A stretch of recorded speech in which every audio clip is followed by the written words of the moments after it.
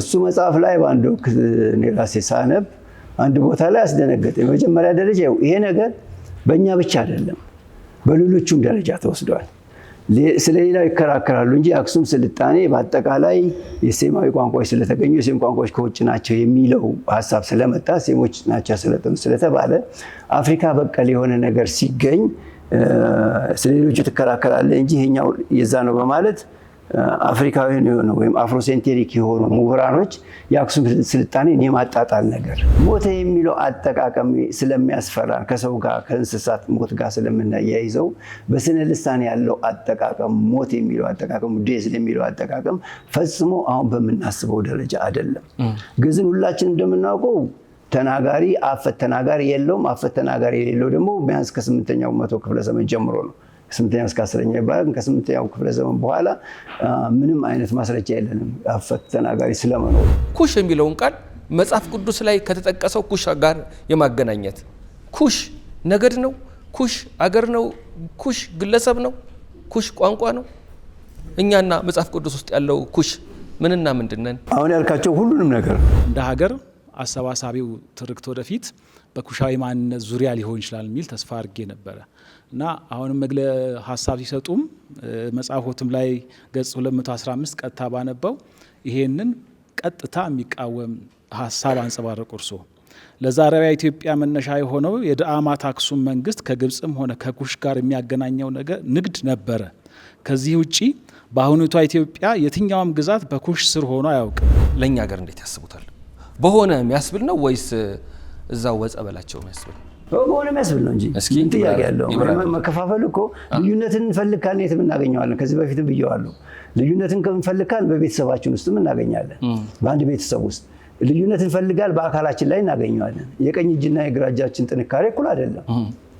ቀኝ አይናችንና ግራ አይናችን እኩል ላይ ይችላል። በተለይ ከፍ ባልንበት ጊዜ ቀኝ እግራችንና ግራ እግራችን ውፍረቱ እኩል አይደለም።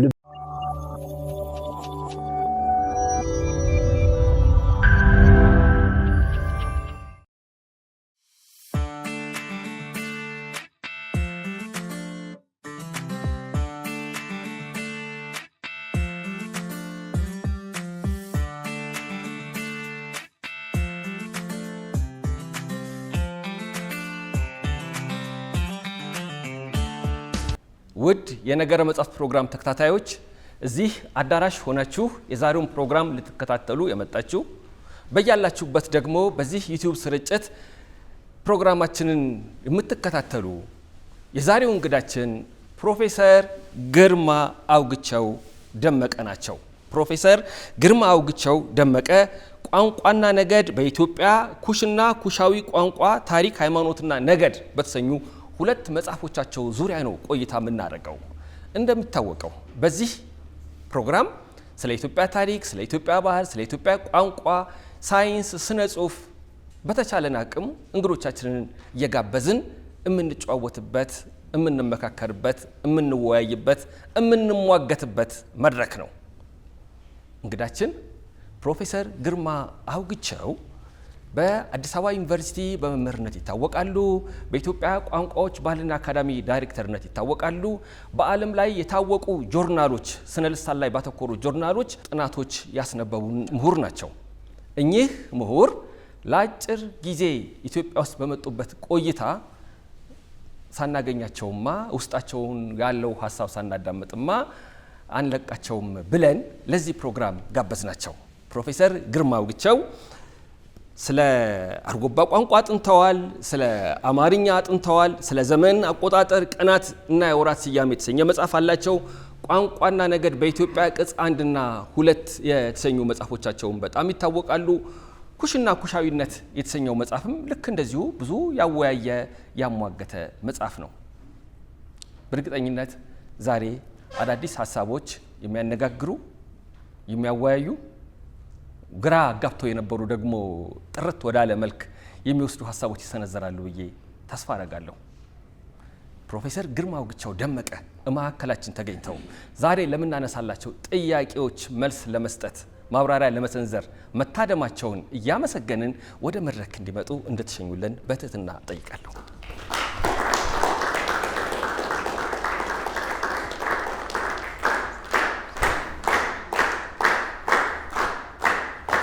እንኳን ደህና መጡልን። እንኳን ደህና ቆየ። ምንድን ነው እዛ እየተሰራ ያለው? ያስተማሩ ነው? የተመራመሩ ነው? ያው ያስተማሩ ሁሉ ይመራመራል። በእርግጥ ስለሚያስተምሩበት ዩኒቨርሲቲ እንስማ ብዬ ነው። እዛ አሜሪካ ነገር በአብዛኛው በአሁኑ ጊዜ የምሰራው የምርምር ስራ ላይ ነው። ማስተማሩ ብዙ ጊዜ ብሎክ ኮርስ ምናልባት አንዳንድ ጊዜ አልፎ አልፎ አስተምራለሁ እንጂ ከማስተማሩ ወደ ምርምሩ አተኩሬያለሁ ለረጅም ጊዜያት። ለዛም ነው ብዙ የጻፍኩት ጊዜም ስለሚሰጠኝ። የምሰራው በዋናነት ኢንስቲትዩት ኦፍ ሴሜቲክ ስተዲስ ውስጥ የምርምር ስራ አደርጋለሁ። የዛ የምርምርና የፐብሊኬሽን ኃላፊ ሆኜ፣ ከዛ ውጪ አፍሪካ ወርልድ ፕሬስ እና ሪቺ ፕሬስ እሰራለሁ። ደግሞ ከሳይንሱም ሌላ እሰራው አለ፣ ግን ዋናው ምርምር ላይ ነው ማተኩሩ። እዚህ መጽሐፍ ላይ ቋንቋና ነገድ በኢትዮጵያ በትምህርት ዓለም መፍትሄና ማብራሪያ ያገኙ ጉዳዮች ወደ ህብረተሰቡ ሳይወርዱ ይቀሩና መረጃ የሌለው አፈ ታሪክ ነግሶ የሚታይበት አጋጣሚ ብዙ ነው ይላሉ። በቃ እቺ አፈ ታሪክን የማጥራት ዘመቻ በግሎ ለራስዎ የሰጡት የቤት ስራ እንደሆነ እንዲሰማኝ አድርጓል። በዚህ ቃል ራሱ መቅድም በዚህ ነው ቀድሞ ጉዳዩ የተጀመረው።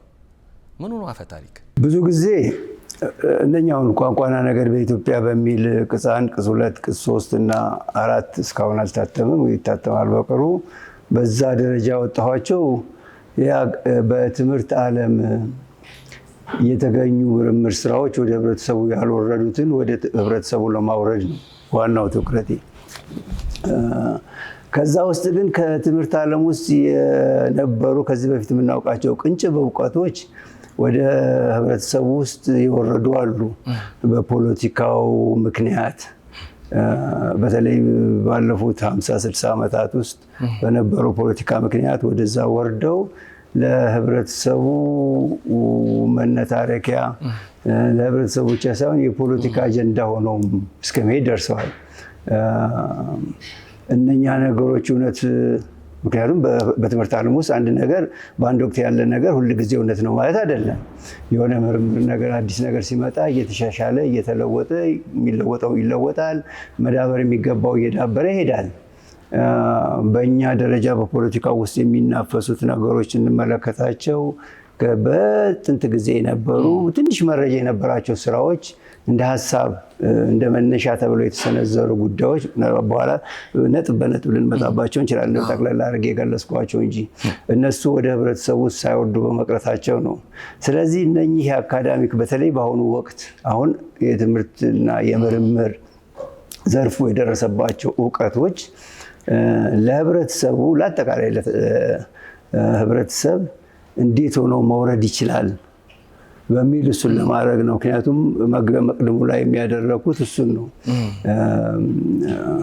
አንዳንድ ሰዎች ምናልባት መጽሐፉን ሙሉ አንብበውት ቁም ነገር ላያገኙበት ይችል ይሆናል፣ ወይም ከሚጠብቁት በላይ ሊሆን ይችላል፣ ወይም በታች ሊሆንባቸው ይችላል። ግን እኔ በተቻለ መጠን ሁሉን ነገር የሚያስፈልገው መጽሐፉ ምን እንደሆነ፣ ለምን እንደተጻፈ ምናምን የአንባቢን ጊዜ ላለማባከን ገና ከመነሻው ላይ መቅድሙ ላይ ገልጸዋለሁ። ከመቅድሙ ታልፍ እንደው ገፋለሁ ካልክ መግቢያው ላይ ሁሉን ነገር ይነግርሃል። ከዛ አለፈ መሄድ ከፈለክ ነው ዝርዝር ማወቅ ከፈለክ እና እዛ መቅድሙ ላይ በግልጽ ያስቀመጥኩት ይመስለኛል። ዋናው ዓላማዬ ያልጠሩ ወይም በህብረተሰቡ ዘንድ በምርምር ዓለም ውስጥ ግልጽ የሆኑ ነገሮች ወደ ህብረተሰቡ ያልወረዱ ግን በፊት ወርደው ደግሞ ህብረተሰቡን ሲያናቁሩ የምታያቸው ነገሮችን እንዲጠሩ ለማድረግ የተጻፉ ስራዎች ናቸው። አሁን ያነሱት ሀሳብ በአንድ ቃለ መጠይቆ ላይም ሰምቻለሁ። ከኤልያስ አወቀ ጋር ግሩም የሆነ ጨዋታ አድርጋችኋል እና ከእሱም ጋር ባደረጋችሁት ጨዋታ ላለፉት 40-50 ዓመታት ቋንቋ ማታገያ ሆኗል። ቋንቋ የፖለቲከኞች እርስ በርስ መነታረኪያ ማጋጫ ሆኗል። ሰበብ ከፈለጉ ሌላ ሰበብ ይፈልጉ እንጂ ቋንቋ የሚያጋድል አይደለም። በቃ ሲያዋድድም ሲያላምድም ያየነው ነገር ነው። በአንድ ወቅት የቀድሞ ጠቅላይ ሚኒስትር መለስ ዜናዊ የአክሱም ሐውልት ለወላይታው ምኑ ነው ብለዋል ተብሎ ይነገር ነበረ።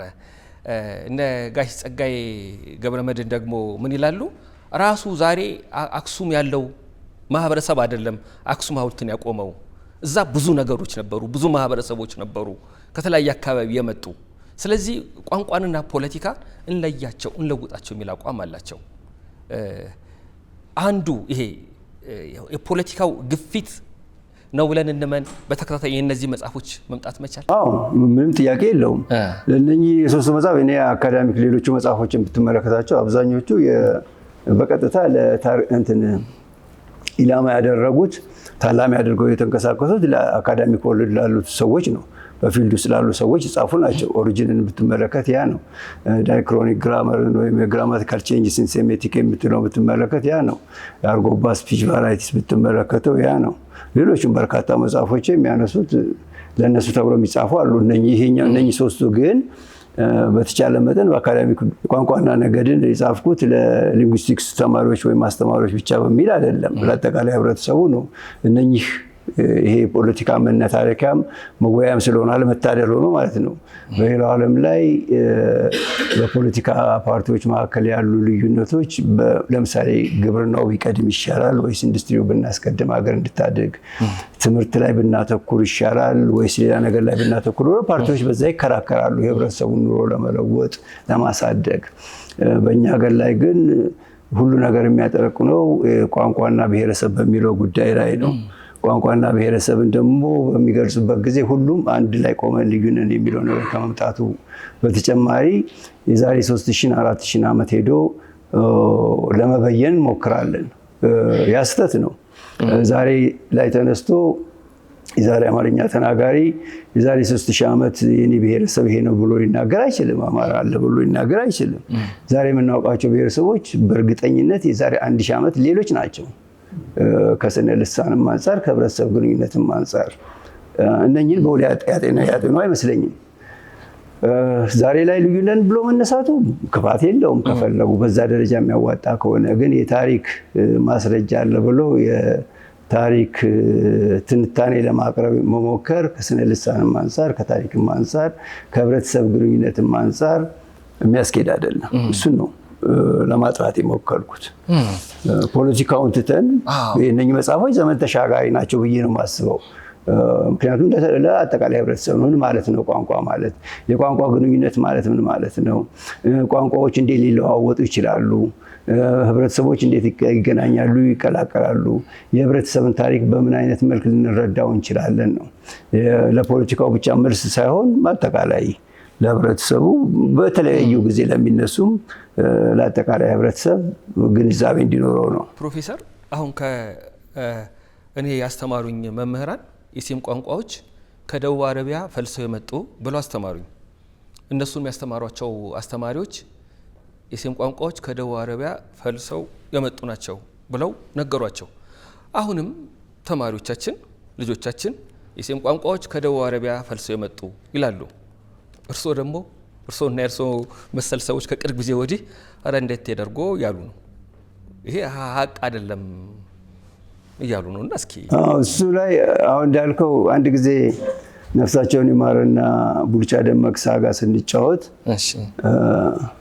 ልክ አሁን አንተ ያልከውም ብለው አሉ እና ሲያነሱ እንደዛ የሚባል ማስረጃ የለውም ብዬ ላስረዳቸው ሞከርኩ። የሴም ቋንቋዎች ከውጭ ለመምጣታቸው ማስረጃ የለም።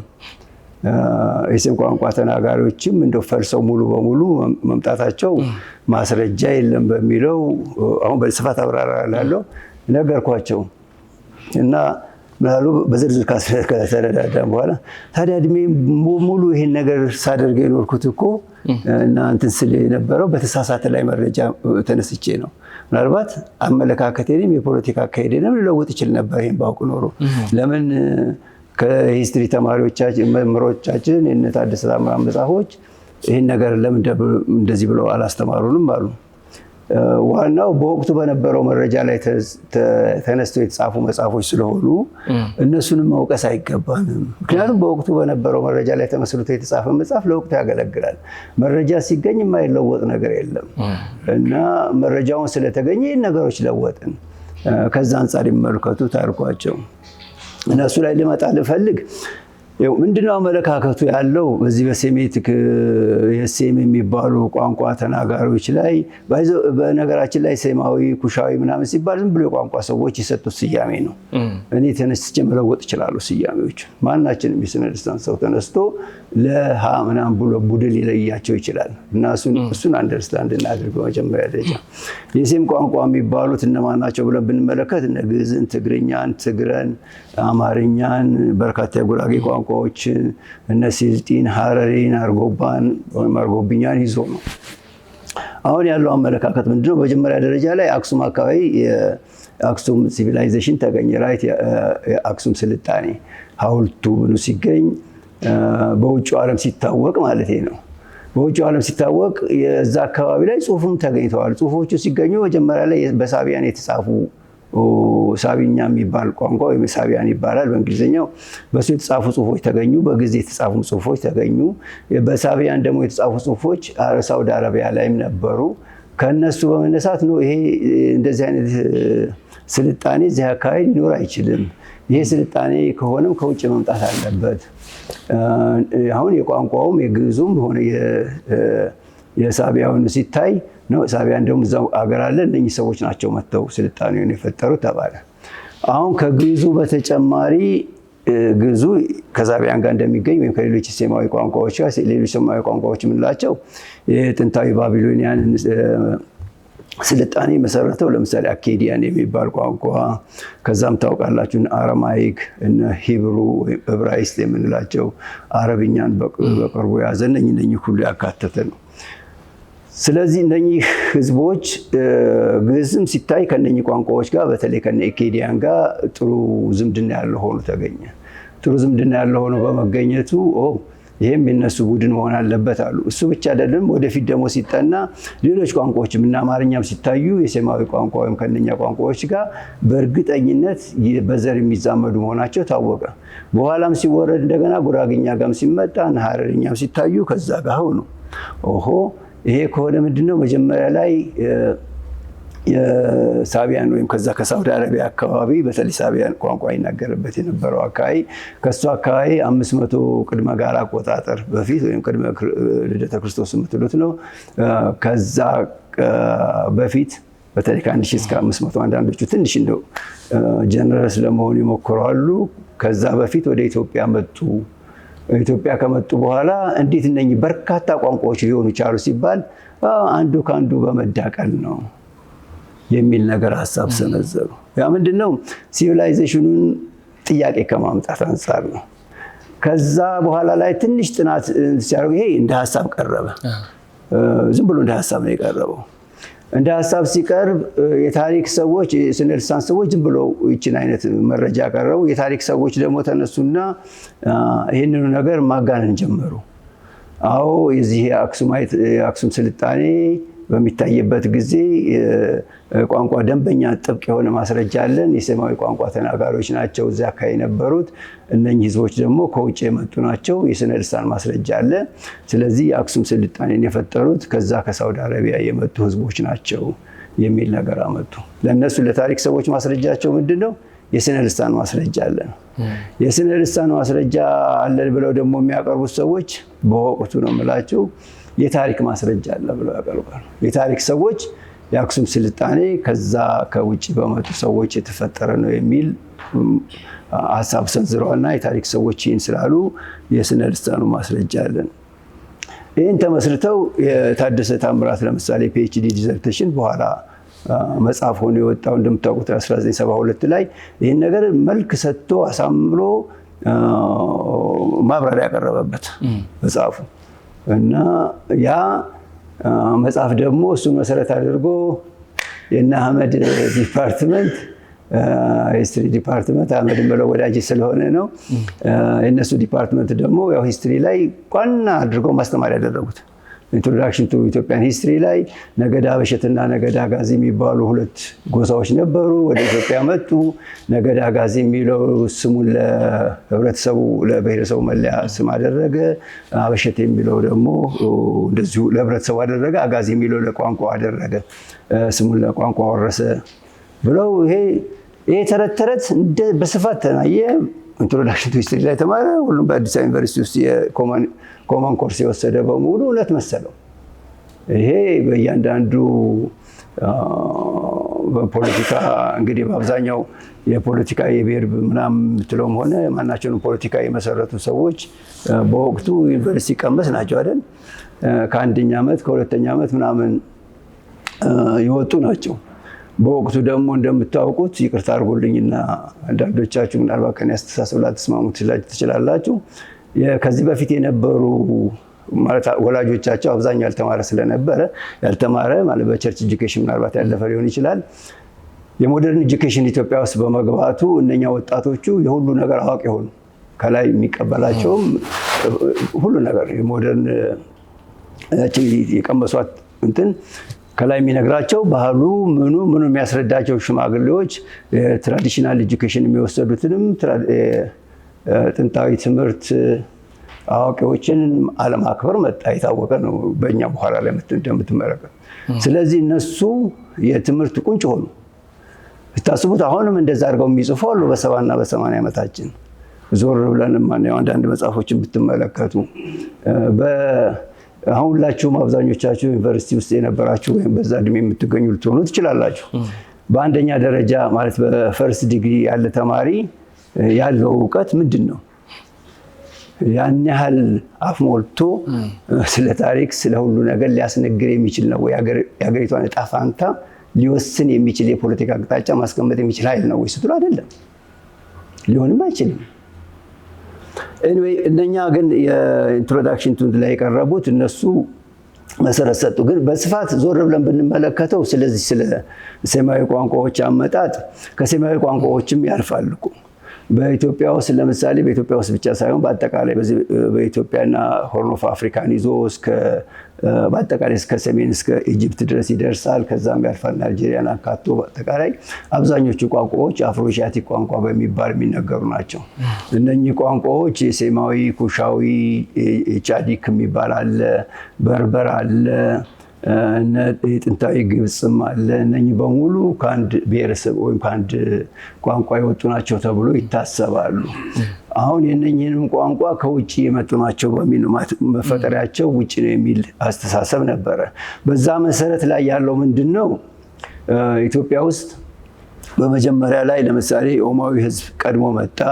ከዛ በኋላ የኩሽ ህዝብ መጣ። የኩሽ አመጣጡ የተለያየ ነው። ለምሳሌ ሶማሌዎች መጨረሻ ላይ መጡ ተብሎ ነው የሚነገረው። እነሱ መጡ። የኩሸቲክ ቋንቋ ተናጋሪዎች ከመጡ በኋላ የሴሜቲክ ቋንቋ መጣ ነው። በመጣ ታሪክም በመጤነት ታሪክም ከሄዳችሁ ማናቸውም ኢትዮጵያ ውስጥ እዚሁ ነባር ናቸው ተብሎ ያ ቲዮሪ አይወስድም። የነባሮቹ ህዝቦች ተውጠው ጠፍተዋል። ያንን በምርምር ደረጃ ከስነ ልሳን አንጻር ላይ ከወጣው በኋላ በእርግጥ ሁሉን ነገር ለራሴ ማምጣት አልፈልግም። ከዛ ከኔ ከቀደምም ያሉ ሰዎች ምርምር አድርገው በተለይ በቋንቋ ደረጃ የሴማዊ ቋንቋዎች ኢትዮጵያ ውስጥ ያሉት ከውጭ ለመምጣታቸው ማስረጃ አለመኖሩን፣ ሁለተኛ ኢትዮጵያ ውስጥ ያሉት የሴማዊ ቋንቋዎች አሁን በመጀመሪያ ላይ ሳቢያን መጣ። ሳቢያን ወደ ግዕዝ ተለወጠ። ግዕዝ ደግሞ ወደ ደቡብ በሚወርድበት ጊዜ የተለያዩ ቋንቋዎች ሆነ ነው። እሱን ለማለት የሚያስችል ማስረጃ አለመኖሩን ፍንጭ ሰጥተዋል። ቢያንስ በኢትዮጵያ ቋንቋዎች ላይ ያለው የሴሜቲክ ቋንቋዎች ላይ ያለውን ልዩነት ወይም እነዚህ በኢትዮጵያ ውስጥ ያሉ የሴሜቲክ ቋንቋዎች ብዛትን ለማምጣት እንደኔ ጥናት ከሆነ ከ5 እስከ 6 ሺህ ዓመት ያህል ያስፈልጋል። ስለዚህ ያ ማለት ቢያንስ አክሱም ሲቪላይዜሽንን ፈጠሩ የተባሉት ግዕዝ ተናጋሪዎችም ሆኑ ሌሎች ህብረተሰቦች እዛው አካባቢ 3000-4000 ዓመት አካባቢ ነበሩ ማለት ነው። ቢያንስ በኢትዮጵያ ውስጥ ማለት ነው። የ5000-6000 ደግሞ ስንሄድ የዚህ ወላጅ ልንለው እንችላለን የሴማዊ ቋንቋ ኪዲያንም የመሳሰሉት ቋንቋዎች በውጭም ያሉትን ሴሜቲክ ቋንቋዎች እድሜ ጋር ይቀራረባል እና ከዛ አንጻር ከስነ ልሳን አንጻር በጣም በጥልቀት የገባውበት ነው። ምናልባት እሱን ዝርዝሩን የስነ ልሳን እውቀት ያላችሁ ለማየት የምትፈልጉ ከሆነ ኦሪጂን ኦፍ አምሃሪክ የሚለው መጽሐፌ ላይ 4ኛው ምዕራፍ ላይ በዝርዝር ታገኙታላችሁ። እርስዎን ከመጋበዜ በፊት ቆይ እስኪ እሳቸውን የሚሞግት የሚቃረን ሀሳብ ካለ ሌሎች ምን እንዳጠኑ፣ ምክንያቱም የዘርፉ ሙያተኛ አይደለሁ ለማወቅ ምጓጓ ነኝ። ወይ ሙያው ድንግል ነኝ ማለት ነው። ብዙ አላቀውም እና ሳይ ግን እርሶ ያሉትን የሚደግፉ ናቸው ብዙዎቹ። ለምሳሌ እነ ፕሮፌሰር ግሮቨር ሃድሰን የተባሉ ሰው ምን አሉ? እስከዛሬ ድረስ ኢትዮጵያን የሚማሩት ትምህርት ልክ አይደለም፣ ማስተካከል አለባቸው። ቀደም ሲል ጠቅሰው ነበር የታሪክ ምሁራን ራሱ አሁን ልብ ያሉት ይመስላል። በቅርቡ የፕሮፌሰር ባህሩ ዘውዴን መጽሐፍ አነበብኩ አሉ ፕሮፌሰር ሃድሰን። አነበብኩና ቋንቋው ከደቡብ አረቢያ ነው የመጣው የሴም ቋንቋ የሚለውን አልጠቀሱም። ከዚህ ነው የወጣውም አላሉም። ይህም ራሱ አንድ ለውጥ ነው። ሆኖም ግን አብዮት ይፈልጋል። ያ ማለት እንግዲህ አሁን ተራ ሊመስል ይችላል። ስልጣኔን ከጥቁሮች የማራቅ አዝማሚያ ምልክት ነው ብለው ነው የሚረዱት። ቋንቋና ስልጣኔ እርስ በርሶ የተያያዘ ነው። ከደቡብ አረቢያ የመጡ ናቸው የሴም ቋንቋዎች ካልን አክሱምም የአፍሪካዊ ስሪት አይደለም ማለት ነው የሚል ትርጓሜ ይሰጣል ይላሉ። ይስማማሉ? አዎ፣ 100%። ዋናው ነገር እኮ እሱ ነው። ግሮቨር ሃድሰን ጥሩ ወዳጅ ነበረ፣ ነፍሱን ይማርና አሁን በቅርብ ጊዜ አረፈ። አንደኛው መጽሐፌ ግራማቲካል ቼንጅስ ኢን ሴሜቲክ የሚለው መጽሐፌ ለእሱ ነው ዴዲኬት ያረኩለት።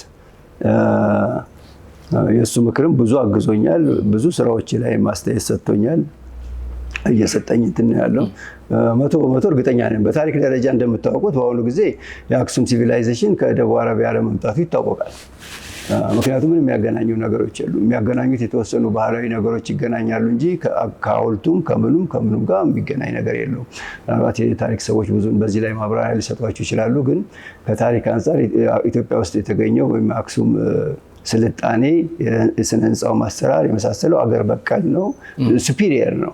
በደቡብ አረቢያ እኮ የነበሩት በጣም ትንንሽ የሆኑ ጥቃቅን መንግስታቶች ናቸው። እንደ መንግስታት የማትቆጥራቸው እንትኖች ነገሮች ናቸው። ያው እንደምታውቁት ኢትዮጵያ በተለያየ ወቅት እነኛን አካባቢዎችን ተቆጣጥራለች። ከዛ ወደዚህ ሳይሆን ከዚህ ወደዛ እየተሄደ በበርካታ ጊዜ አስተዳድረዋል። እሱ ይታወቃል። የቋንቋው አንጻር ግን እኔ የተመለከትኩት በተለይ ከቋንቋው አንጻር ምን ማስረጃ አለ፣ ምንም ማስረጃ የለ። ዋናው እሱ ነው። እሱ ላይ አንድ ነገር ልንገር፣ እንደውም ትዝ የሚለኝ ምናልባት ጥሩ ሊሆን ይችላል።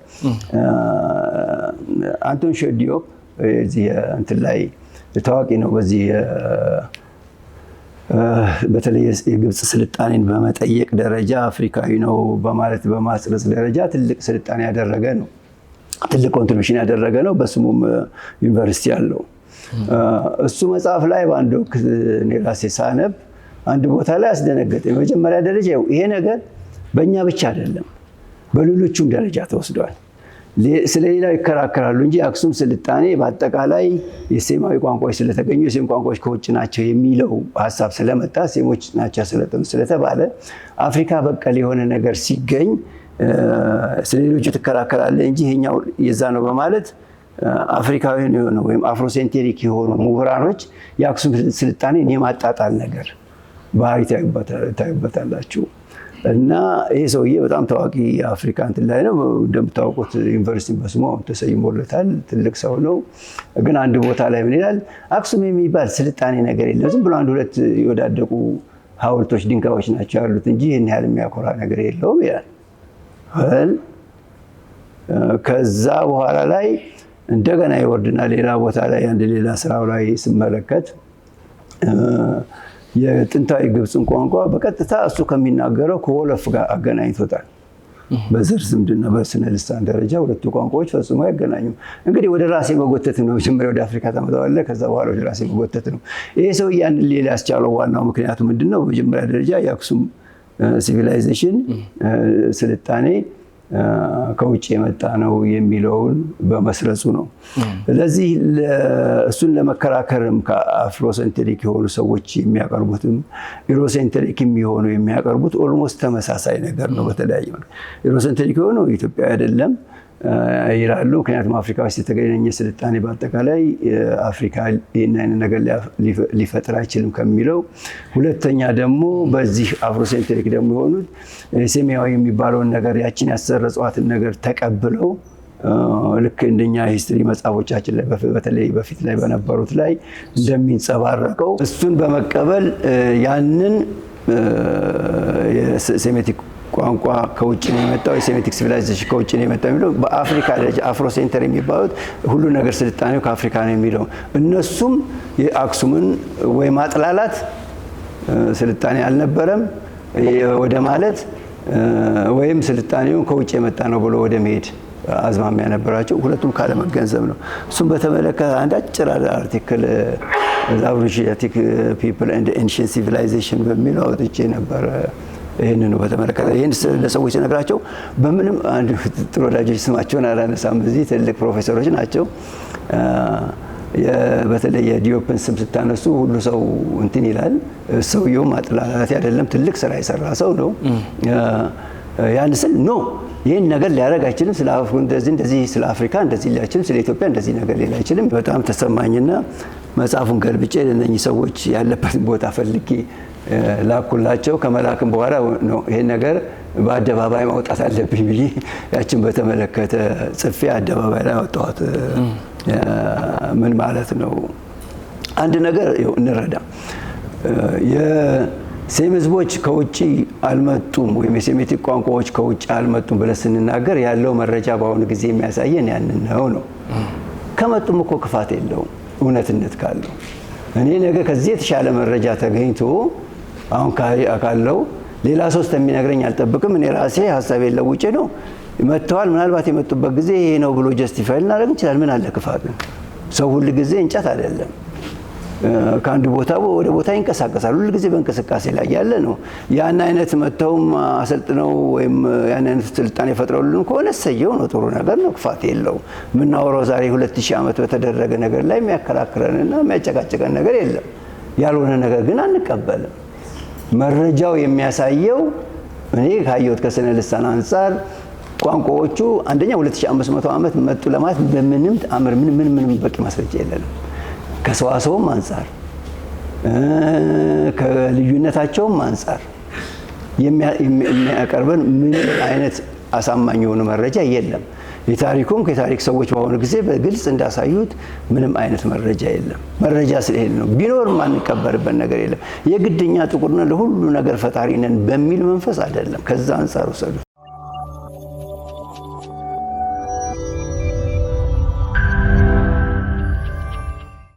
ሁሌ ሊሰመርበት የሚገባ ነገር ነው። ሀቅ ነው። እውቀት ዶግማ አይደለም፣ ቀኖና ነው እንጂ የማይለወጠው የማይሻረው ዶግማ ሲሆን ነው። እውቀት ከዘመን ዘመን መረጃ ሲገኝ ይተነተናል። እነ ፕሮፌሰር ታደሰ ታምራት በአብዛኛው ምንጭ ያደረጉት እነ ኮንቶሮሲኒን ነው። እነ ብላቴንጌታ ወልደ ስላሴ፣ ተክለ ጻድቅ መኩሪያ በአብዛኛው የተጨለፈበት ወንዝ ቀደም ሲል ያጠናው ሰው ነው። በኋላ ግን ሌላ ነገር ሲገኝ አዲስ መልከታ፣ አዲስ እይታ መጣ ማለት ነው። አሁን ሀድሰንን አንስተን ነበረ። እዚህ የእርስዎ መጽሐፍ ላይም ጠቅሰውታል እና የኢትዮጵያ ቋንቋዎች 73 ናቸው አለ። እኛ ደግሞ 86 እንላለን ይላል መጽሐፉ።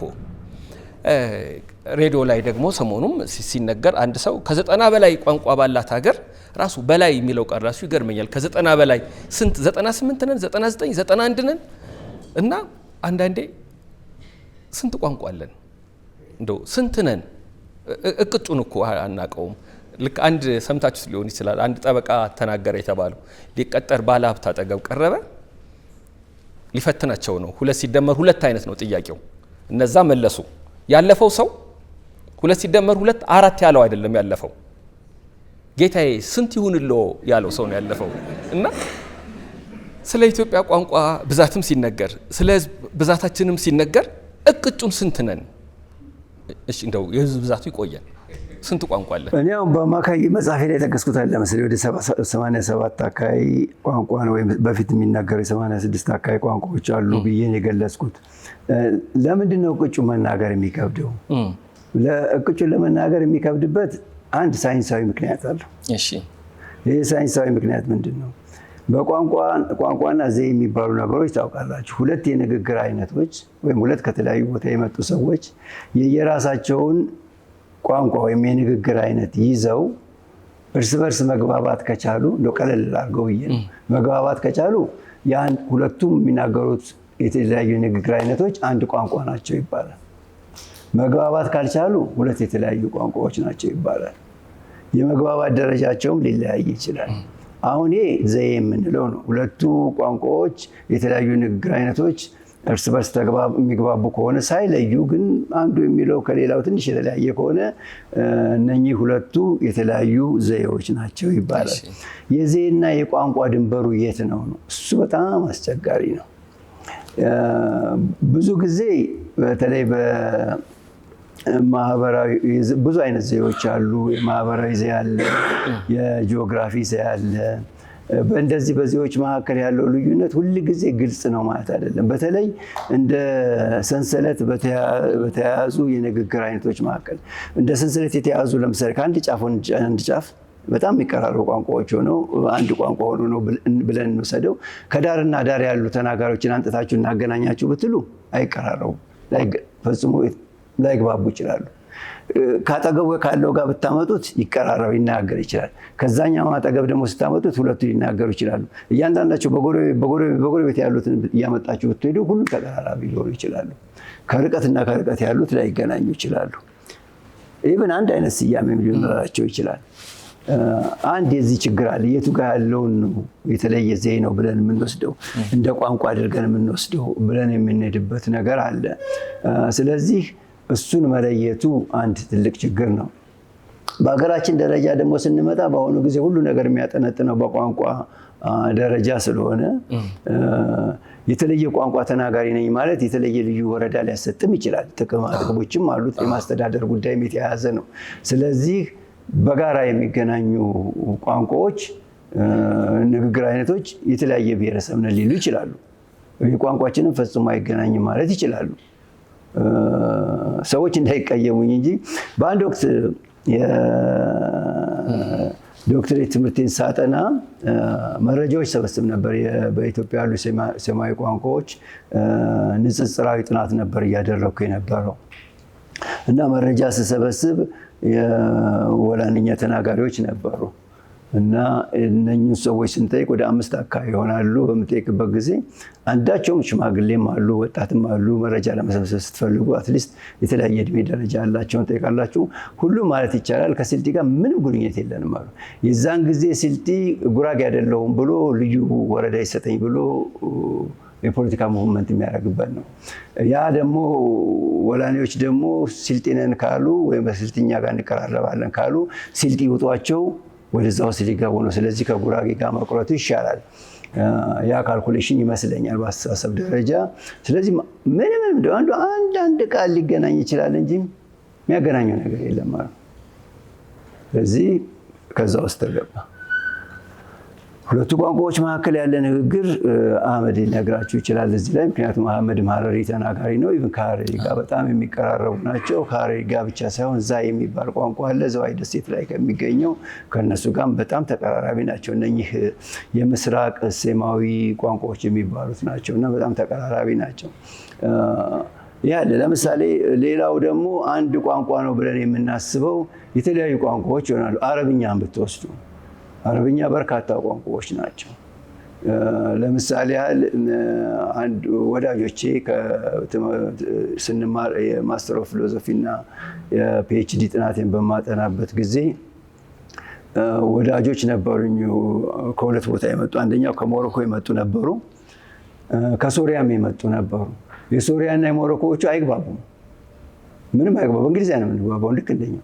ሁለቱም አረብኛ ተናጋሪዎች ናቸው። አረብኛ የሚባል ነገር አለ። ሌላው ግን አረብኛ አንድ ቋንቋ ብለናል የምናስበው። ሌላ ምሳሌ ላንጣላችሁ። ለምሳሌ ስካንዲኔቪያን አካባቢ ዳኒሽን እና ኖርዌጂያንን እና የስዊድን ቋንቋ ስዊዲሽን ብትመለከቱ ሰዎች ይግባባሉ ቋንቋቸውን ሳይለዩ። የተለያዩ ቋንቋ ተብሎ በራሳቸው መጠቀም ብቻ ሳይሆንም አገርም ናቸው።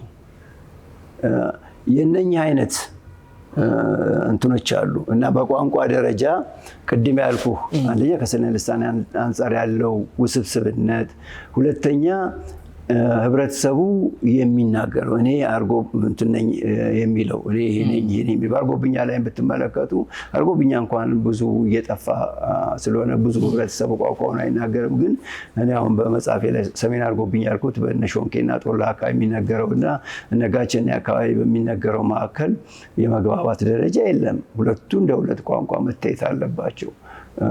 በሁለቱ መካከል ሁለቱም ለማሳደግም ለማስተማርም ካስፈለገ ሁለቱም ራሳቸውን ችለው በዛ መልክ መሄድ የሚገባቸው ናቸው። አርጎባ ግን አንድ ብሔረሰብ ነው። በብሔረሰብ ደረጃ ካሰብኩ በቋንቋም ደረጃ ብዙ ቦታ ላይ ተጽፎ ስታገኘው አንድ ቋንቋ ተብሎ ነው።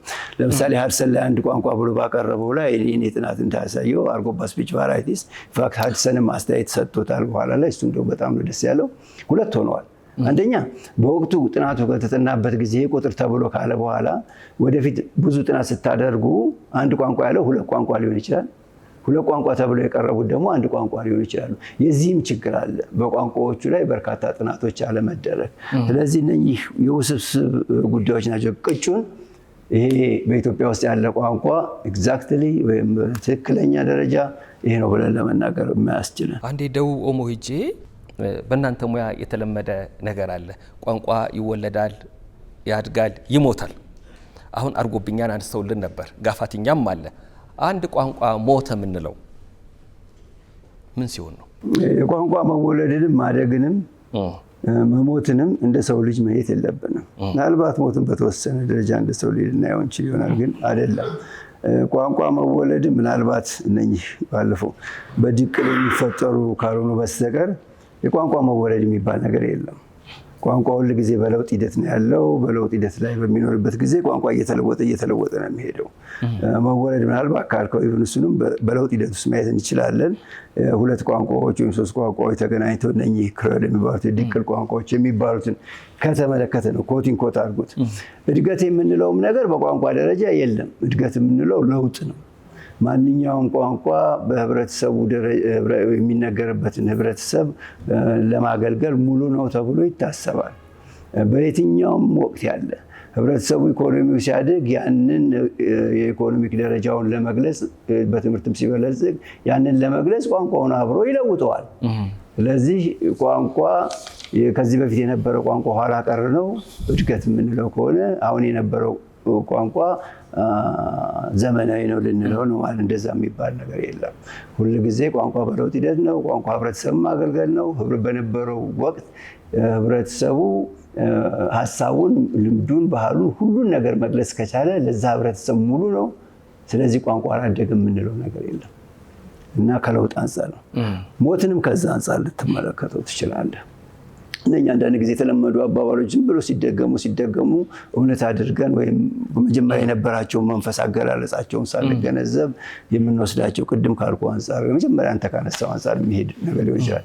ሞትንም በምንመለከትበት ጊዜ በስነ ልሳን ደረጃ የስነ ልሳን አጥኚዎች አንድ ቋንቋ ሞተ ብለው ኮቲን ኮት አድርጉት ሞተ ብለው የሚናገሩት ምንም አፈት ተናጋሪ ከሌለው ነው። አፈት ተናጋሪ ከሌለው ቋንቋው ሞቷል ይባላል። ሞቷል ማለት ግን ጊዜ ሁሉ ቋንቋ ሞተ ማለት እንደ ሰው ሞት መውሰድ የለባችሁ። ለምሳሌ አንድ ቋንቋ ጥሩ መረጃ ካለው ቋንቋውን መልሶ ማስነሳት ይቻላል። ቋንቋው ሞተ ከተባለም በኋላ በአፈትነት ደረጃ መነገር ያቁም እንጂ በሁለተኛ ቋንቋነት ሊነገር ይችላል። እንደ ላቲን፣ ጥንታዊ ግሪክን ብትመለከተው እናጠናዋለን። እንደ ግዕዝ አይነቶችን ቋንቋዎች ግዕዝንም እንመለከት እንችላለን።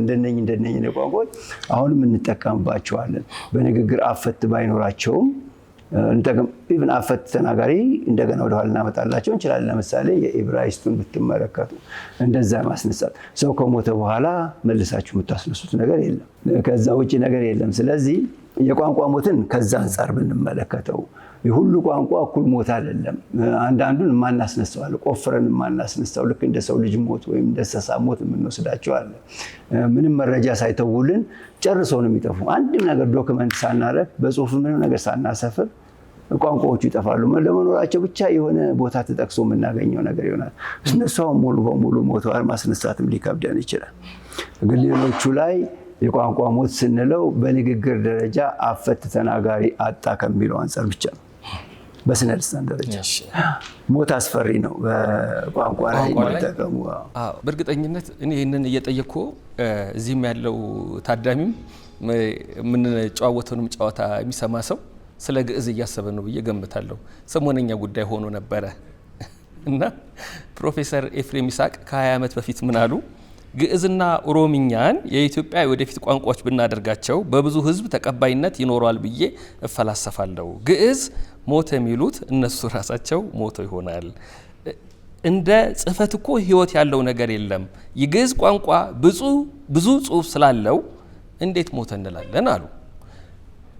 ጥያቄ 2 ነው። አንደኛ እነኚህ የምንላቸው አሁን ለምሳሌ አርጎብኛ፣ ጋፋትኛ ተናጋሪው ቁጥር የለም።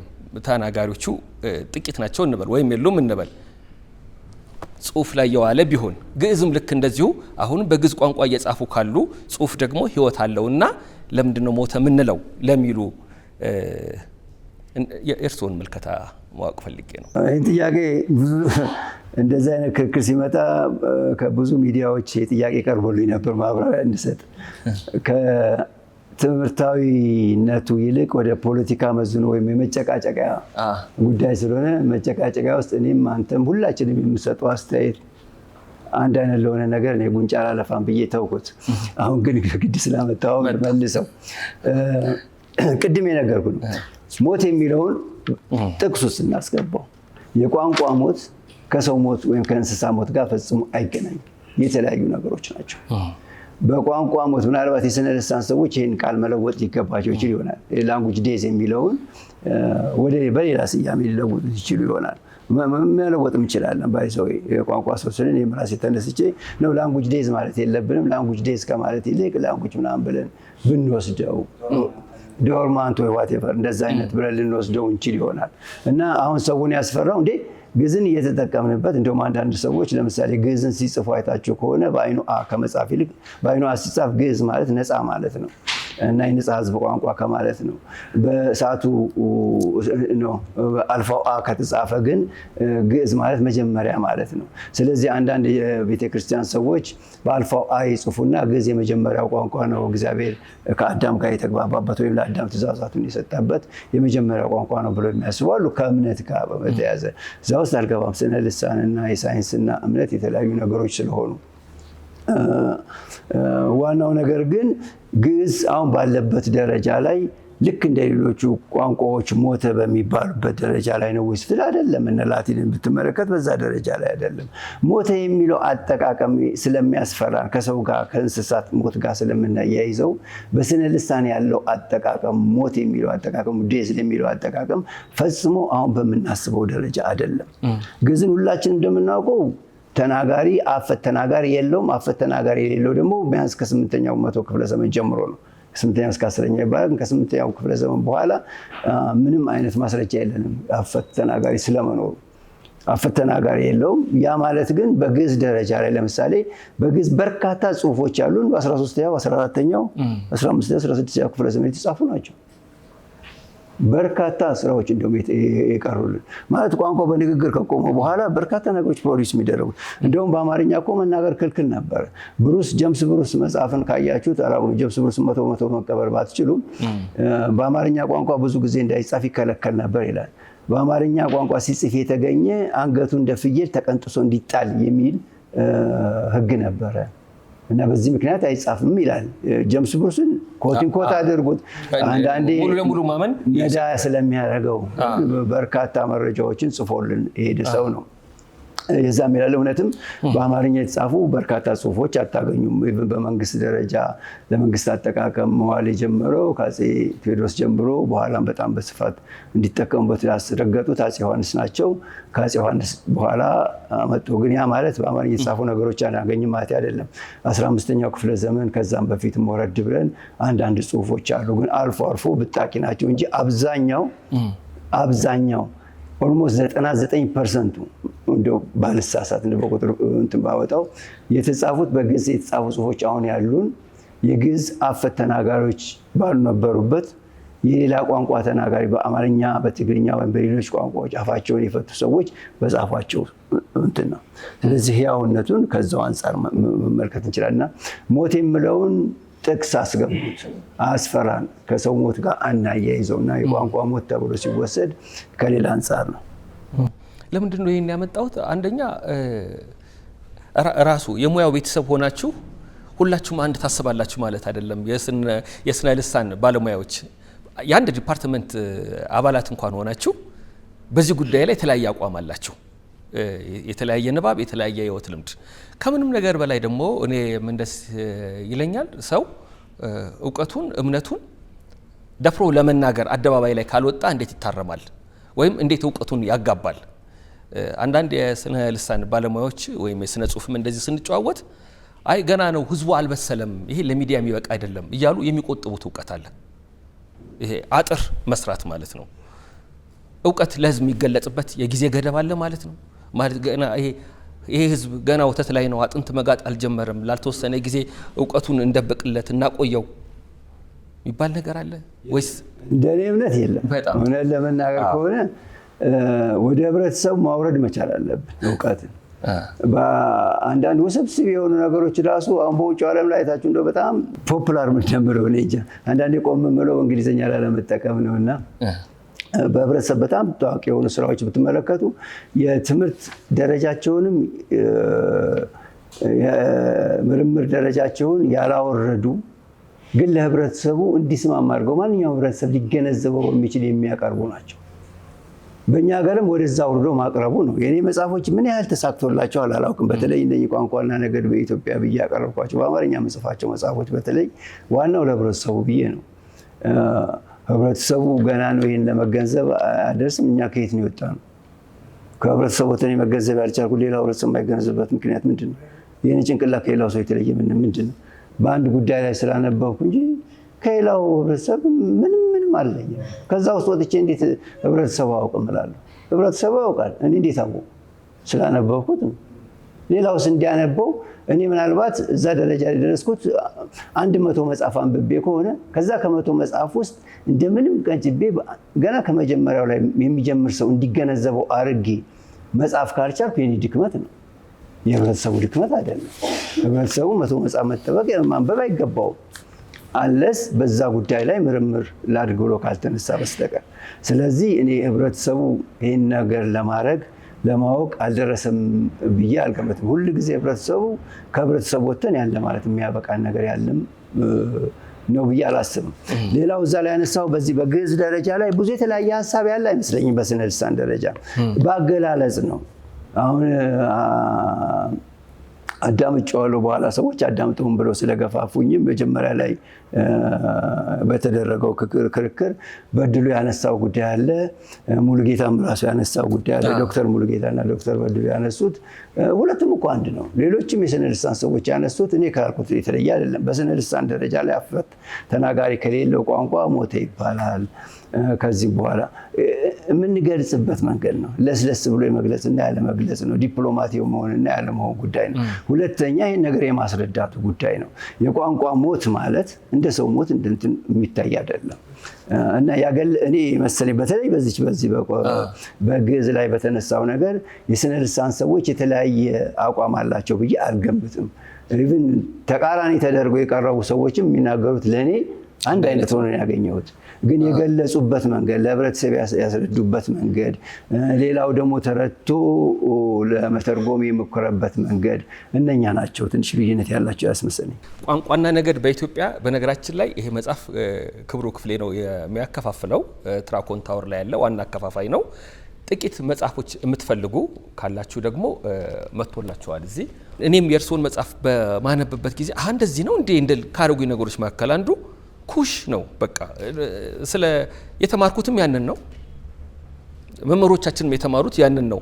ኩሽ የሚለውን ቃል መጽሐፍ ቅዱስ ላይ ከተጠቀሰው ኩሽ ጋር የማገናኘት ኩሽ ነገድ ነው፣ ኩሽ አገር ነው፣ ኩሽ ግለሰብ ነው፣ ኩሽ ቋንቋ ነው። እኛና መጽሐፍ ቅዱስ ውስጥ ያለው ኩሽ ምንና ምንድን ነን? አሁን ያልካቸው ሁሉንም ነገር ነው። ሁሉንም ነገር ነው። በመጀመሪያ ደረጃ ላይ አለመታደል ሆኖ ቅድም ብያቸዋለሁ፣ ቋንቋ ቡድኖች ሲሰየሙ የስነ ልሳን ሰዎች ናቸው ሲሰየሙት። አንዳንዶቹን ዝም ብሎ ከሁሉም ነገር ነፃ በሆነ ስያሜዎች ሰይሟቸዋል። ለምሳሌ አፍሮኤዥያቲክ ስትሉ አፍሮኤዥያቲክ ማለት አፍሮ ከአፍሪካን የሚለው ተቆርጦ የወጣ ኤዥያ ደግሞ ከኤዥያ ኤዥያቲክ በሁለቱ ሀገሮች የሚናገሩ ቋንቋዎችን አጠቃሎ ስያሜ ሆነና ፕሮቶ አፍሮኤዥያቲክ ወይም አፍሮኤዥያቲክ ተብሎ ይታሰባል። ሌሎቹ ወደ ውስጥ በሚገባበት ጊዜ ለምሳሌ ኦልድ ኢጂፕሽያን ይባላል፣ የግብፅ ቋንቋ ማለት ነው። እሱም ብዙ የሚያከራክር ነገር አይደለም። በርበር ይባላል፣ አሁን በርበሮች አሉ። እሱም ብዙ የሚያከራክር አይደለም። ቻዲክ ከቻዲክ አካባቢ በአብዛኛው ስለሚናገሩ እንጂ ካሜሮንም ናይጄሪያም እና ሀውሳን ጨምሮ የተለያዩ ቋንቋዎችን ያካተተ ነው። ቻዲክ የሚለውን ብዙ ያከራክር ለቋንቋ ስያሜ ይሆናል። ሌሎቹ ላይ ስንመጣ ትንሽ ችግር አለብን። ሌሎቹ ምንድነው ኩሽ፣ ሴም የሚባል ነገሮች መጡ። እነሱ ስያሜዎች ለቋንቋው ቤተሰብ ዋሉ። ያንን የአጋጣሚ ነው ያወራቸው የስነ ልሳን ሰዎች። ስማቸውን ተነስተው በማለት ለመለወጥ የሞከሩ ሰዎች አሉ። ተነስተን ልንለውጠው እንችላለን፣ ግን የተለመደ አባባልን ከመለወጥ ተብሎ ነው። እነኚህ ሁለት ነገሮች ደግሞ አለመታደል ሆነው ከታሪክና በተለይ ከመጽሐፍ ቅዱስም ጋር ይገናኛሉ። ይህን ከግንዛቤ ያስገቡ። ስሞቹ የስነ ልሳን ሰዎች የፈጠሯቸው ናቸው። ዛሬ ነገ ተነስተን ስማቸውን ልንለውጥ እንችላለን፣ ምንም ጥያቄ የለውም። ግን ኩሽ የሚለው ራሱ ምን ማለት ነው የሚለው ላይ ብንመጣ ኩሽ ከዚህ በስነ ልሳን ሰዎች በዘር ይገናኛሉ ለሚሏቸው ቋንቋዎች የሰጡት ስያሜ ነው። ከዛ ውጭ ግን ኩሽ የሚለው አሁንም በታሪክ የምናውቀው አለ፣ በመጽሐፍ ቅዱስ ውስጥ የምናውቀው አለ። በመጽሐፍ ቅዱስ ውስጥ በምናይበት ጊዜ ኩሽ ከቦታ ስምም ሆኖ ልናገኘው እንችላለን፣ የሀገር ስም ማለት ነው። እንደገና ደግሞ ህብረተሰብንም የሚያመለክት ሆኖ እናገኘዋለን። የኩሽና ኩሽንቲክ በመጽሐፍ ቅዱስ ውስጥ ያሉት ዝርዝሮችን በሙሉ ታያቸዋል። እዛ ላይ የት ጋር እንደሚገኙ ጥቅሶችን በሙሉ አባሪ አድርጌ አቅርቤያለሁ፣ ምናልባት ወደፊት ጥናት ለሚያደርግ የሚፈልግ። ከዛ ውጭ ግን የአብርሃም እምነት ተከታዮች ብዙ እንዳትቀየሙኝ ታሪክ ላይ ስለምናወራ የዚህ ስለ ኩሽ በምናወራበት ጊዜ ኩሽ ከመጽሐፍ ቅዱሱ በፊት ነው። መጽሐፍ ቅዱሱ ላይ የተጠቀሰው ኩሽ መጽሐፍ ቅዱስ ከመፈጠሩ በፊት የነበረ አገርና ህዝብ ነው። በህዝብ ደረጃ ላይ ኩሽን ለምሳሌ ዛሬ ወደ 2100 አካባቢ ጀምሮ ቅድመ ጋር አቆጣጠር ከ2100 ቅድመ ጋር አቆጣጠር ጀምሮ ቢያንስ በግብፃዊ ሰነዶች ውስጥ ኩሽ የሚል ወይም ከኩሽ ጋር ተገናኝ የሆነ ስያሜ እናገኛለን። ያ ማንን ለማመልከት ነው? ከግብፅ በስተደቡብ በኩል የነበረን ሲቪላይዜሽን ለማመልከት ነው። ይህ የኩሽ መንግስት የምንለው ነው። ምናልባት በኋላ ላይ 8ኛው ክፍለ ዘመን አካባቢ ላይ የኩሽ መንግስት ተጠናክሮ በታሪክ ሰዎች ኑቢያን ኪንግደም በሚባለው ነው ይሉታል። የታሪክ ሰዎች የፈጠሩት ነው እንጂ ከመጀመሪያው ላይ እና በተለያዩ ወቅቶች ኩሽ የሚለው መንግስት እና ስም ታውቁታላችሁ። ምናልባት በጣም ትንሽ ታሪክ ላይ ወይም በተለይ እነኚህ ከቅድመ ጋር አቆጣጠር በፊት የነበረው ታሪኮች ላይ የምታውቁ ሰዎች እንደምትገነዘቡት ልታውቁ እንደምትችሉት በግብፅ ደረጃ የግብፅ 25ኛው ስርወ መንግስት የኩሽ ስርወ መንግስት ይባላል። ዝም ብላችሁ ጉግል ብታረጉ ልታገኙ ትችላለች። በአሁኑ ጊዜ መረጃ እንደ ልብ ነው እና ያ የኩሽ ስርወ መንግስት ኩሾች ተጠናክረው ግብፅን ተቆጣጥረው ግብፅን ትልቅ ያደረጉበት በቆዳ ስፋት ትልቅ አድርገው የግብፅን ስልጣኔም እንደገና ሪቫይቭ እንዲያደርግ ያደረጉ ናቸው።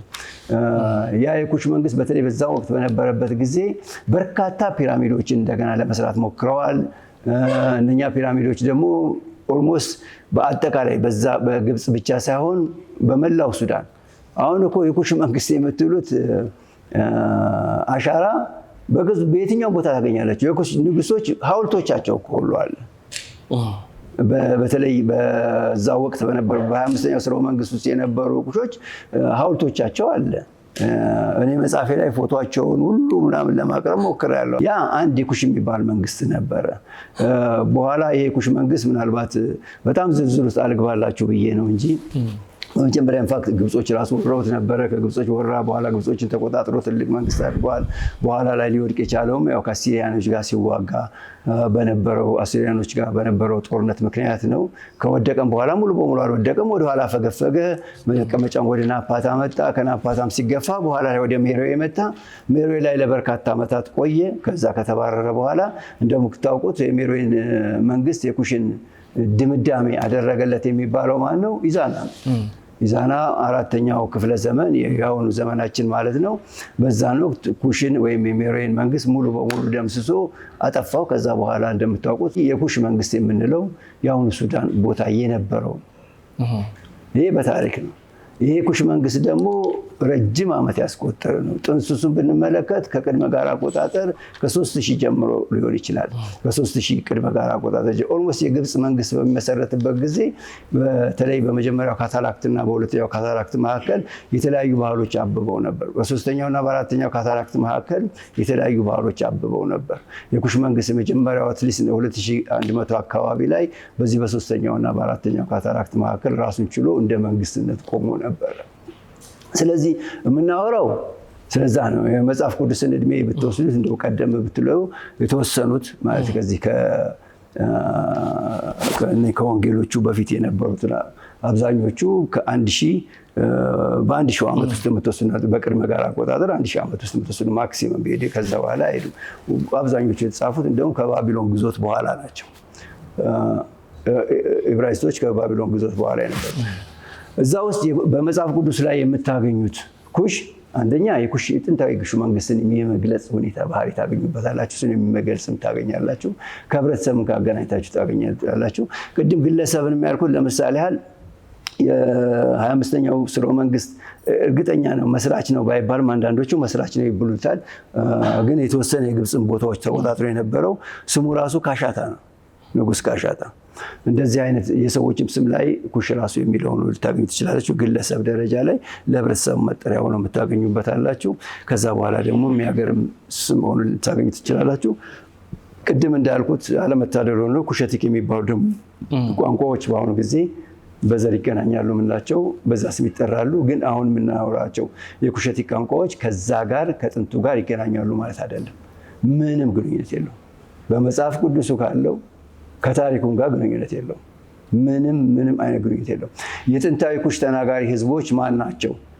ምን አይነት ቋንቋ ይናገራሉ ብላችሁ የምታስቡ ከሆነ በዛ ደረጃ ላይ በሜሮቲክ አትሊስት ጥንታዊ ኩሾች ትልቅ ሲቪላይዜሽን ቢኖራቸው የሚጠቀሙት ጽሁፍ በአብዛኛው በራሳቸው የተጠቀሙት በኋላ ላይ ወደ ሜሮይ ከመጡ በኋላ ነው። ከዛ በፊት ይጠቀሙ የነበረው የኢጂፕሽያን ስለነበረ ብዙ መረጃዎች የሉንም። ግን በሜሮቲክ ቋንቋ በርካታ ጽሁፎች ተጽፈዋል። በሜሮቲክ ቋንቋ የጻፉት የሜሮቲክ ቋንቋ ተናጋሪዎች የጥንታዊ ኩሽም ህዝቦች ራሳቸው ናቸው ተብሎ ይታሰባሉ። አንድ አይነት ቋንቋ ነው የሚናገሩት ተብሎ ይታሰባል። የሜሮቲክ ቋንቋን ሙሉ በሙሉ መፍታት አልተቻለም። ምክንያቱም ቋንቋው ስለጠፋ ጽሁፎቹን ብናገኝ ድምፆቹ ተለይተዋል። አንዳንድ ቃላት ደግሞ ከሌላ የተወሰዱ ተለይተዋል። ግን ቋንቋው ሙሉ በሙሉ ማወቅ አልተቻለም፣ መተርጎም አልተቻለም።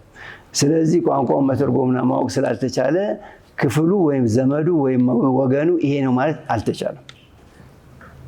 ሴሚቲክ ቋንቋ ይሁን አንዳንድ ሰዎች እንደውም ከዚህ ከኛ ከደቡብ ኢትዮ ሴሜቲክ ጋር ይዛመዳል የሚልም አለ።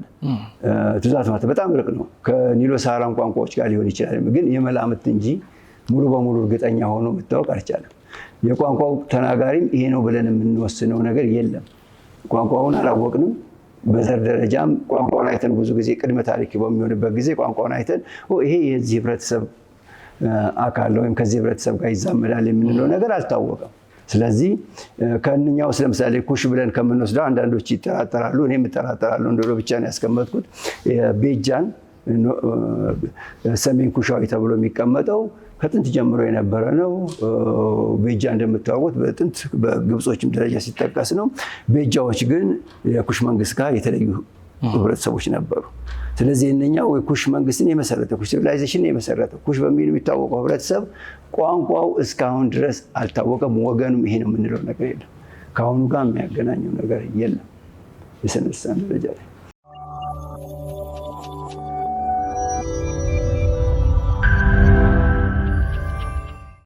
በስነ ልሳን ደረጃ ላይ ኩሽ የሚባለው ነገር የስነ ልሳን መሆኑን ለማሳየት አንድ ምሳሌ ላንጣላችሁ።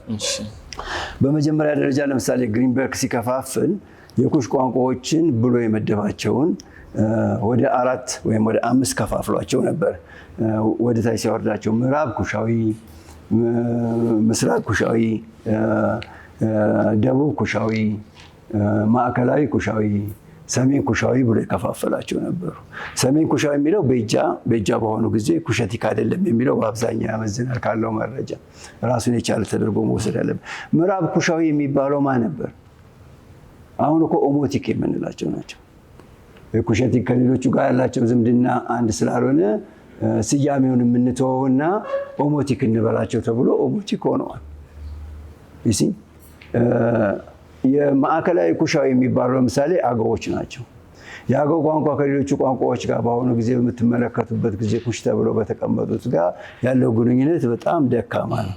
ስለዚህ ምናልባት ማዕከላዊ ኩሻዊ ከማለት የሚልቅ አገውን ራሱን ችሎ ራሱን አገው የቋንቋ ቤተሰብ ብሎ መውሰዱ የተመረጠ ነው። የኔ ጥናት የሚያሳየው በዛ ላይ የሚገለጽኩት ካሉት መረጃዎች አንጻር ይሄ ነው። በሌሎቹ መካከል ያለ ነው። ሌላው ቀርቶ አፋር ሳይሆን ራሱን ችሎ እንደ ሌሎቹ ፋሚሊ መታየት አለበት የሚል ነገር አለ። ሌላው ቀርቶ ደቡብ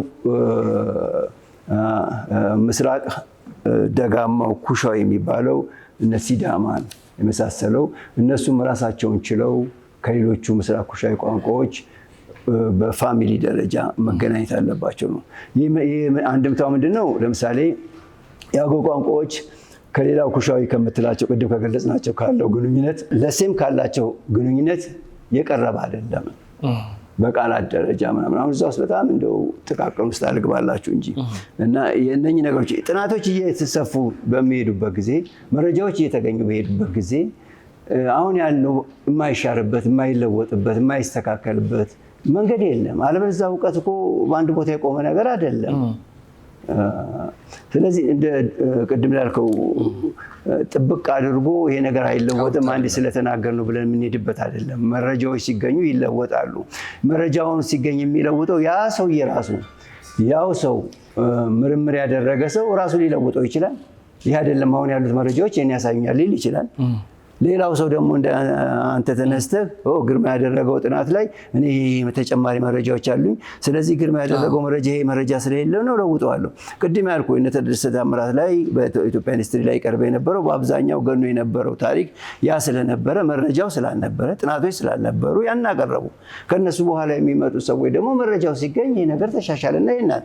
እነኚህ ሰዎች ወንጀለኞች ናቸው ማለት አይደለም። እነኚህ ሰዎች ትክክል አይደሉም ብለን የምንወስድበት አይደለም። በነበረው መረጃ ላይ ተነስተን የምንሄድበት ነው እና በእኛ አካባቢ ላይ ፍረጃ ነገር ካለ ፍረጃው ትክክል መሆን የለበትም። እኔ ተሳሳትኩ ማለት በትምህርት ዓለም ስህተት የተለመደ ነው። የማይሳሳት የማይሰራ ሰው ነው ይባላል። የተለመደ ነገር ያለ ከስህተትም ውጪ ስህተት ላይሆን ይችላል። በወቅቱ ያለው መረጃ ትክክል ነው ብሎ ስላመጣን ያንን ነገር ሰራሉ። ትክክል በወቅቱ የነበረው ነገር ወደፊት ላይ ተጨማሪ መረጃ ሲገኝ ነው ይሄ ነገር በዚህ መልክ መለወጥ አለበት፣ ስህተት ሊሆን ሊገኝ ይችላል። ስለዚህ ሁሉ ጊዜ ከሚገኙት መረጃዎች ከሚገኙት ጥናቶች አንፃር ራሳችንን ሞዲፋይ አፕዴት ማድረግ አለብንና ከዛ አንፃር ብንመለከተው ግሩም ነው። እኔም በዚህ አምናለሁ። ምክንያቱም አንዳንዴ እዚህ እንግዶችን ጋብዘን በምንጫወትበት ሰዓት ወይ እንግዳውን ወይ እኔን ወይ ታዳሚውን የሚቃወሙ የሚቃረኑ ሀሳቦች ይመጣሉ። ከሚመጡ ሀሳቦች መካከል አንዱ እናንተ ማን ሆናችሁ ነው እገሌ ገሌን ሀሳብ ልክ አይደለም የምትሉት ይባላል። እና እንደተባለው ነው ያ ግለሰብ በነበረበት ዘመን ወይም ባለው ዕውቀት ያወቀውን ተናገረ። እሱም የሌላውን እዚሁ የእርሶን መጽሐፍ እኮ ስናነብ ቀስ በቀስ ለውጥ ሲመጣ ይታያል። እድገት ሲመጣ ይታያል። ግማሽ እየተቀበሉ ግማሹ ግን ተረት ይመስላል እያሉ ቆርጦ የሚጥሏቸው ብዙ ታሪኮች አሉ። እየዳበረ ይሄዳል። ነገ ከኔ ጎዳ ደግሞ እርሶ ባሉት የሚጨምር ወይም የሚቀንስ ወይም የሚያርም ይመጣል። አሁን ስለ ኩሽ ስናነሳ መጽሐፍ ቅዱስ ውስጥ ካለው ኩሽ ጋር ያለውን ግንኙነትና ልዩነት ሲብራራ ምን ትዝ አለኝ። በእናንተ ሙያ ብዙ ጊዜ የሚነገር ነገር አለ። በስያሜውና በተሰያሚው መካከል ተጠያቃዊ የሆነ ግንኙነት የለም የምትሉት። እንደገና ደግሞ አንዳንዴ እንደዚህ የሚያገናኙ ያጋጥሙንና እኔ ባለሙያ ሳገኝ ጠይቃለሁ ምላቸው። ለምሳሌ ጸጋዬ ገብረመድኅን ካም ይልና ካም አካም ዌልካም ይላል። ካም አካም በቃ ቋንቋው ከዚህ ነው የመጣው፣ ይኸው ራሱ አያያዙ ያስታውቃል ይላል። በሌላው መንገድ ደግሞ እንደዚህ አይነት ልክ እንደሳቸው የሚያብራሩ አሉ። የእርስዎ መጽሐፍ ደግሞ የሆነ ጊዜ የሆነ ትርጉም የነበረው በዘመናት ሂደት ሌላም የሆነ ነገር አለ። ባለጌ የሚለው ቃል ለምሳሌ ባለጌ የሚለው ቃል ትዳር የሚለው ቃል ራሱን የገረመኝ የድሮ መጽሐፍ ላይ ሳነብ መንግስት ከህዝብ ጋር ያለው ትዳር ልክ አይደለም ይላል። ለካስ ትዳር ስምምነት ነው። ገበሬው ከበሬው ጋር ትዳር አለው፣ ገበሬው ከእርሻው ጋር ትዳር አለው፣ ነጋዴው ከንግዱ ጋር ትዳር አለው፣ መንግስት ጋር ከህዝብ ጋር ትዳር አለው። አሁን ቀረና ትዳር በባልና ሚስት መካከል ባለው ብቻ ተወሰነ። ስለዚህ ቃላትን ስንፈታ እንደየዘመኑ መሆን አለበት ማለት ነው። ጥሩ ጥያቄ ነው ያነሳልኝ። ምክንያቱም እነኚህ ነገሮች ጸጋዬ እንዳሉትም ሌሎች ሰዎችም እንደሚሉት አይነት አለ። ይኸው በስነ ልሳን ትምህርት ታሪካዊ ስነ ልሳን የሚባል አለ። ታሪካዊ ስነ ልሳን ሳይንሳዊ የሆነ የቋንቋዎችን ዝምድና የሚያጠና ነው። ሌላው እንደገና ከስነ ልሳን ትምህርት ውስጥ አይነታዊ ስነ ልሳን የሚባል አለ። አይነታዊ ስነ ልሳን እንደዚሁ በቋንቋዎች መካከል ከዘር ዝምድና ውጪ ያሉ ግንኙነቶችንና ለውጦችን የሚያጠና ነው። በስነ ልሳን ጥናት እንደዚህ ሁለት ድምጾች ብቻ ስለተመሳሰሉ ወይም ሁለት ቃላት ስለተመሳሰሉ ይህ ቋንቋ ይህ ቃል ከዚህ ቃል የመጣ ነው ብሎ አይኬድም። መንገድ አለው። አንደኛ የቋንቋው ሰዋሰው ይጠናል። ሁለተኛ ቋንቋው ከሌላ ቋንቋ ከህብረተሰብ ጋር የነበረው ግንኙነት ይጠናል። ሶስተኛ ቋንቋው ሰዋሰው ብቻ ሳይሆን ቋንቋው በዘመን ሂደት የነበረውን እድገት ቢቻል ጽሁፍ ካለው ከጽሁፍ አንፃር እየተሄደ ወደኋላ እየተለቀመ ይጠናል። ከዛ በኋላ ይህ ቋንቋ ቃል ከዚህ ቃል ነው የመጣው ይላል። ለምሳሌ አንድ እውነት የሆነ ምሳሌ ላምጣላችሁ። ከብትና ሀብት አለ። ሁለቱም አንድ ነበር ሶርሳቸው። ምናልባት ከ17ኛው ክፍለ ዘመን ብትሄዱ ሀብት የሚል ነገር ታገኛላችሁ፣ በጽሁፍ ሰፍሮ ታገኛላችሁ። ሀብት ማለት ሀብትም ማለት ነው። ከብት አሁኑ ጊዜ ብዙ ከብት አለው ማለት በአንዳንድ ህብረተሰቦች ዘንድ ሀብታም ነው ማለት ነው። እና አንደኛው ሀ ወደ ከነት ተለወጠ፣ አንደኛው ሀ ደግሞ ሀ የሚለው ወደ ሀነት ተለውጦ ሀብት ሆኖ ቆየ። እነኚህ ታሪካዊ ማስረጃዎች ያሉ ናቸው። እንደዚህ ብዙ የምናገኛቸው ነገሮች አሉ። ስለዚህ በቋንቋ ጥናት በምንሄድበት ጊዜ በተለይ ታሪካዊ ስነ ልሳን ቅድም ያነሳሁላችሁ አፍሮጃቲክ ብለን አፍሮጃቲክ እንደዚህ ፋሚሊዎች አሉ፣ ሴሜቲክ ብለን ሴሜቲክ እንደዚህ አይነት አሉ ስንል አንደኛ መሰረታዊ ቃላት የሚባሉ አሉ። መሰረታዊ ቃላት ማለት ብዙ ጊዜ ለለውጥ ስሱ የሆኑ ማለት ለለውጥ ስሱ የሆኑ ሳይሆን ለውጥን ሪዚስት የሚያደርጉ በለውጥ ሂደት ውስጥ ብዙ ጊዜ ቶሎ የማይለወጡ ቃላት አሉ። ከዛ ውጭ ደግሞ ስነ መላዶችም አሉ ቶሎ የማይለወጡ። እነሱን ይዞ ከነሱ ጋር ያለውን መመሳሰል በመመልከት ነው እንጂ ካም አካም ዌልካም ከሚለው እንደሚለው አይነት የሚመሳሰል ከፈለግ በዓለማችን ላይ ብዙ ነገሮችን አግኝተን ልንሄድ እንችላለን። ያ ማለት ያመጡበት መንገድ ትክክል አይደለም ወይ እሳቸው ትክክል ነው ማለት አይደለም። ግን ያ በስነ ልሳን እንደገና ተቆፍሮ ታይቶ ምን አይነት ስነ ድምፃዊ ለውጥ አለው፣ ይሄ እውነት ቃል ከዚህ የመጣ ነው ወይ የሚለው መመልከት መቻል አለብን። ለምሳሌ ዌልካም የምትለው የምትመለከቱ ዌል እና ካም የሚለው ነው። ካም ማለት ደግሞ መጣ ማለት ነው። ካም እንደማለት እና መጣ ከሚል ነው።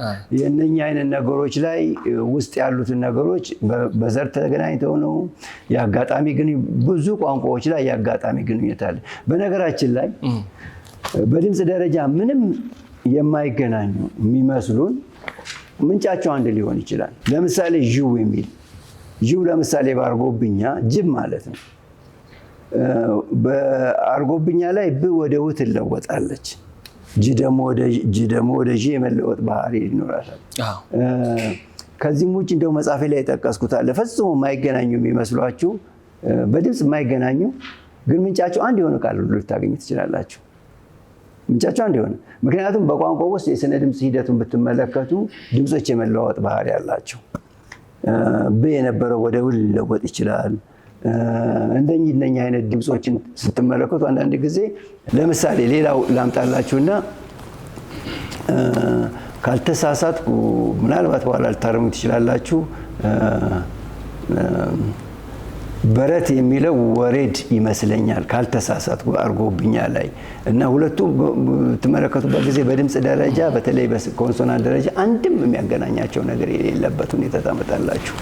በወድና ው የመለዋወጥ ባህሪ ያላቸው ትና ድ ደግሞ መጨረሻ ላይ በሚሆንበት ጊዜ ልክ እንደ ጀርመን ቋንቋዎች እንደ ጀርመንኛ የመለዋወጥ ባህሪ ያለው እና ሁለት የተለያዩ ቃላት የሚመስሏቸው አንድ ሊሆኑ ይችላሉ።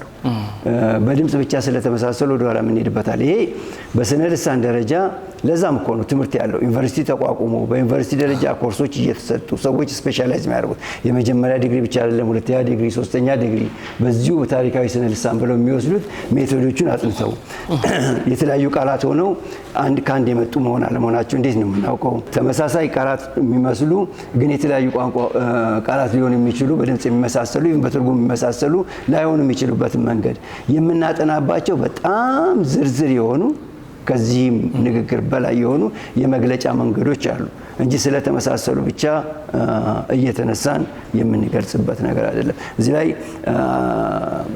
ጸጋዬ ገብረመድህን ያሉት ትክክል አይደለም፣ ትክክል ነው ማለት አይደለም። በእነኛ ላይም የስነ ልሳን ባለሙያዎች የሚያጠኑባቸው መንገዶች አሉ። እነኛን መንገዶች ተከትለው በትክክለኛ ደረጃ ስነ ልሳናዊ ምክንያቱም አንተ ተነስተ ለምሳሌ ይሄ ቃል ከዚህ ቃል መጣ ስትል ማብራሪያ ማቅረብ አለብህ በስነ ልሳን ደረጃ። አለበለዚያ ማንም አያትበልም። ምክንያቱም አካዳሚክ ስራ ላይ ተነስቼ መድረክ ላይ ለአካዳሚክ ሰዎች ይሄ ከዚህ ነው የመጣው ምንድነው እንዴት አድርገው ነው የድምጽ ሂደታቸው ምን አይነት ለውጥ ኖሮት ነው በምን መንገድ አስረዳኝ ትባላለህ። መቼ ተለወጡ፣ ከየት መጡ በማያጠራጥር መልክ መግለጽ መቻል አለብን። እነኛን ነገር በዛ መልክ አቅርቦ ይሁን አይሁን ስለማላውቅ ትክክል ነው ትክክል አይደለም ብዬ እዚህ ለመናገር ይከብደኛል። አሁን ኩሽቲክ ሴሜቲክ የሚባለው ነገር አንዳንዶቹ እንዴት ይረዷቸዋል? ፈጽሞ የማይስማሙ የማይግባቡ ውሃና ዘይት እሳትና ውሃ ያደርጓቸዋል በሁለቱ መካከል። አንዳንዶቹ ደግሞ አያት ቅድመ አያቶቻቸው አንድ ናቸው፣ ቤተሰቦቻቸው አንድ ናቸው ብለው ይናገራሉ። እንደውም ኦሮምኛ ቃላት ውስጥ በኦሮምኛ ቋንቋ ውስጥ የግዕዝ ቃላት ሁሉ እናገኛለን። በሲዳምኛም ውስጥ አንተ አንቺ የሚለው ትንሽ ቅድም እንዳሉት ለወጥ ብሎ ይገኛል። ስለዚህ በኩሽቲክ ቋንቋ ውስጥ የሴሜቲክ ቋንቋ አለ፣ በሴሜቲክ ቋንቋ ውስጥ ደግሞ የኩሽቲክ አለ። ስለዚህ እነዚህ ሰዎች እንደማይገናኙ የተራራቁ አድርገን አናስባቸው፣ ቤተሰባቸው አንድ ነው ይላሉ። ይህ ነገር ማብራሪያ ይፈልጋል በርሶ? ምንም እኮ የታወቀ ቅድም ያልኳቸው አፍሮዣቲክ ቋንቋዎች የሚባሉት ወይም ፕሮቶ አፍሮዣቲክ የዛሬ 10,000 እስከ 12,000 ዓመት የነበረ ቋንቋ ነው ተብሎ ይታሰባል። ያ ቋንቋ አንድ ቋንቋ ነበረ፣ ከዛ እየተከፋፈለ መጣ ነው። እየተከፋፈለው ጥንታዊ ግብጽ ሆነ። አሁን የምናገኛቸውን ኩሽ ቋንቋ ተናጋሪዎችን ኩሽቲክ ቋንቋዎች ሆኑ፣ የሴም ቋንቋ ሆነ፣ በርበር ሆነ፣ እነ ቻዲክ ቋንቋዎች ሆኑ። በዚህ ቻዲክ ቋንቋዎች ምን ወደ 197 አካባቢ ይሆናሉና ከአጠቃላይ አፍሮዣቲክ ከምንላቸው ሌሎች ፋሚሊዎች ከእጥፍ በላይ ቋንቋዎችን የያዘ ነው። እንደዚህ ሆኑ። እነኚህ ከምን መጡ ስንል ከአንድ መጡ በምንልበት ጊዜ ለምሳሌ ኦሮምኛ ፕሮቶ ተብሎ ሊዋቀር የሚችል አንድ ቃል በሰጣችሁ ለምሳሌ አነ የሚለው እኔ የሚለው እኔም አነም እኮ ምንጫቸው አንድ ነው። በግዕዝም ብትሄዱ አነ ነው አይደል? በሁሉም በኦልሞስት የፕሮቶ-ሴሜቲክ ብቻ ሳይሆን የወላጅ አፍሮዣዊ የሚባለው ቋንቋ የመጀመሪያው አንደኛው ድምጿ ነኝ ተብሎ ቃል ነኝ ተብሎ የምትዋቀረው እንደዚህ አሉ እና ይሄ ምንም ጥያቄ የለውም። የዛሬ 10,000-12,000 ዓመት አካባቢ እንደነበሩ ነው። ሌላው ኩሽቲክ ኦሞቲክ ወይም ምናምን የምንላቸው ላይ በክፍፍል ውስጣዊ ባለው ክፍፍል ላይ አሁንም ጥናቶች እየተገኙ ሲመጡ የስነ ልሳን ሰዎች ይለዋውጡት ይችላሉ። ቅድም ያልኳችሁ ምዕራብ ኩሻ የሚባለው ኦሞቲክ ተባለ እንዴ ዘራፍ አንልም። ድሮ ኩሻ የተባለው ኩሽን ለመከፋፈል ነው ልትሉ አትችሉም። ይሄ ስነ ልሳን ጉዳይ ነው። የሴሜቲክ ቋንቋዎች ነው ከዚህ በፊት የተደረጉት የኛው ሴሜቲክ ሳይሆኑ እነኚህን ራሳቸውን ችለው ሌላ ስም ያወጡትን ማምጣት አለብን ብሎ ሊመጣ ይችላል መረጃ ካለው። ዘራፍ ልንል አንችልም። ይሄ ፖለቲካ ጉዳይ አይደለም። ይሄ የእውቀት ጉዳይ ነው። ይሄ ምርምር ጉዳይ ነው። ዛሬ ተነስተን በኩሽ ቋንቋዎች አይደለም በኦሞቲክ ቋንቋዎች በሚባሉ ለምሳሌ በሁለት ይከፈላሉ፣ ሰሜንና ደቡብ። ኢንፋክት በሶስት ነው የሚከፈሉት። በእነኚህ ቋንቋዎች መካከል ያለው በእነኚህ ቡድኖች መካከል ያለው ግንኙነት እንደውም ግንኙነት አይደለም የተለያዩ ተደርገው መወሰድ አለባቸው የሚሉ አሉ። እነሱ ወስደን ልናጥስ እንዴ ደግሞ ብለብለ ኦሞቲክ ልከፋፍል ነው ወይ ብሎ መውሰድ የለም። ምክንያቱም እኛ ሀገር የፖለቲካው ማጠንጠኛ ስለሆነ ነው። ምናልባት እንደ ሴንትራል አፍሪካን ሪፐብሊክ ውሳኔ ሊኖር ይችላል። በሴንትራል አፍሪካን ሪፐብሊክ እንደምታውቁት ቋንቋና ብሔረሰብ የሚባል ነገር በዶክመንት ላይ መግለጽ ወንጀል ነው። ወንጀል ነው። በዛ ባለበት ሰዓት እንደፈለጋችሁ እንደልብ ብታጠኑ ከእውቀት አንጻርነት አልፎ ወደ ፖለቲካ የሚወስዳቸው ነገር የለም እና እኔ የማወራው ውሸቲክ ሴሜቲክ ምናምን በለው በትምህርት ዓለም ላይ እየተለያዩ ወይም እየተከፋፈሉ ቢሄዱ የአሁኑ ሪያሊቲ ወይም በህብረተሰብ ውስጥ በፖለቲካ ደረጃ ያለውን ጋር መያዝ የለበትም። አሁን በጣም ጥሩ ነገር አምጥተዋል። ቋንቋን ብሔር መግለጽ መታወቂያችን ላይ እንደዚህ ወንጀል የሆነባቸው ሀገራት አሉ ከፖለቲካ ጋር ተያይዞ። ይሄ ነገር እስኪ ለኛ ሀገር እንዴት ያስቡታል? በሆነ የሚያስብል ነው ወይስ እዛው ወጸበላቸው የሚያስብል? በሆነ የሚያስብል ነው እንጂ ምን ጥያቄ ያለው? መከፋፈል እኮ ልዩነትን እንፈልግ ካልን የትም እናገኘዋለን። ከዚህ በፊትም ብየዋለሁ። ልዩነትን ከምንፈልግ ካልን በቤተሰባችን ውስጥም እናገኛለን። በአንድ ቤተሰብ ውስጥ ልዩነት እንፈልጋል፣ በአካላችን ላይ እናገኘዋለን። የቀኝ እጅና የግራ እጃችን ጥንካሬ እኩል አይደለም። ቀኝ አይናችንና ግራ አይናችን እኩል ላይ ይችላል። በተለይ ከፍ ባልንበት ጊዜ ቀኝ እግራችንና ግራ እግራችን ውፍረቱ እኩል አይደለም። ልብ ብታደርጉት የቀኝ እጃችንና የግራ እጃችን ውፍረቱ እኩል አይደለም። ልዩነት እንፈልጋላችሁ፣ አካላችሁ ውስጥም ታገኙታላችሁ። ዋናው እንደሚያገናኝን ባህሪ ላይ እንፈልግ ነው። እንደ አገር መኖር አለበት። አገር ደግሞ በየትኛውም ዓለም ላይ የተመሰረተው ኮሊሽን ኦፍ እንትን ነው፣ የተለያዩ ቡድኖች ነው። በየትኛውም ማለት ጠንካራ ሀገር ሆኖ ሲመሰረት እኮ ኮሊሽን ነው የሚፈጥሩት። የመተባበር ነው ወይ በመተባበር የሚፈጠር ነው። በመተባበር የሚፈጠርበት ጊዜ በተለይ ትንንሾችን ላለማጥቃትና ላለመጎዳት እነኚህ በመተባበር መካከል ላይ እንደ ጋራ በሚያስተሳስረ ላይ ብቻ እናተኩር ብሎ የሚሄድ ነገር አለ። ይህ በታንዛኒያም በተለያዩ አፍሪካ ሀገሮች በተለያዩ ዓለማችን ውስጥም ያለ ነው። ምክንያቱም ትንንሾቹ እንዳይጎዱ ነው። ሴንትራል አፍሪካን ሪፐብሊክ ካልተሳሳትኩ 1960 ወይ ምናምን አካባቢ በወጣው ህገ መንግስታቸው መሰረት ነው ምንም ነገር ላይ አደባባይ ላይ ተው የፖለቲካ መመሪያ አድርገህ በብሔረሰብ ላይ ወይም የሆነ ቋንቋ ላይ ተነስተህ ስሙን እንኳን ከገለጽክ በሌላ እንትን ውስጥ ተነስተህ ለምሳሌ አንተ የዲሞክራት ፓርቲ ወይም ሪፐብሊካን ሆነ እኔ እንደምታውቁት የመጣሁት ከዚህኛው ብሔረሰብ ነው ካልክ አውቶማቲክ ዲስኳሊፋይድ ነው የምትሆነው። በጣም ጥሩ። ሩዋንዳም እንደዛ ነው እና የእነኛ አይነት እንትኖች አሉ። ያ ማለት ቋንቋህን አታጥና፣ ስለ ቋንቋ ስለ ባህል አትናገር አይደለም። እነኛ ነገሮች ላይ አስፈላጊ ነገሮች ይደረጋሉ፣ ግን የፖለቲካ ማጠንጠኛ አይሁን ነው። አልበርት አንስታይን ምንድን ነው የሚለው ስለ ብሔርተኝነትን ኢንፋክት የተረዳው በአገር ደረጃ ነው፣ እንደኛ ጠቦ በጎሰኝነት ደረጃ አይደለም። ቱዛት ማተር በአገር ደረጃ ራሱ ብሔርተኝነት ማለት የጠባቦች ወይም እንደ የህፃን ኩፍኝ በሽታ ነው የሚለው። እንደዛ አይነት ኩፍኝ ነው የሚለው።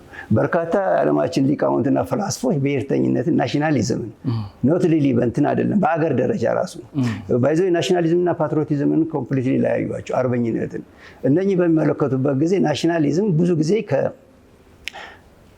የአጭበርባሪዎች መሰባሰቢያ ነው የሚሉት ፈላስፎች፣ በርካታ ፈላስፎች።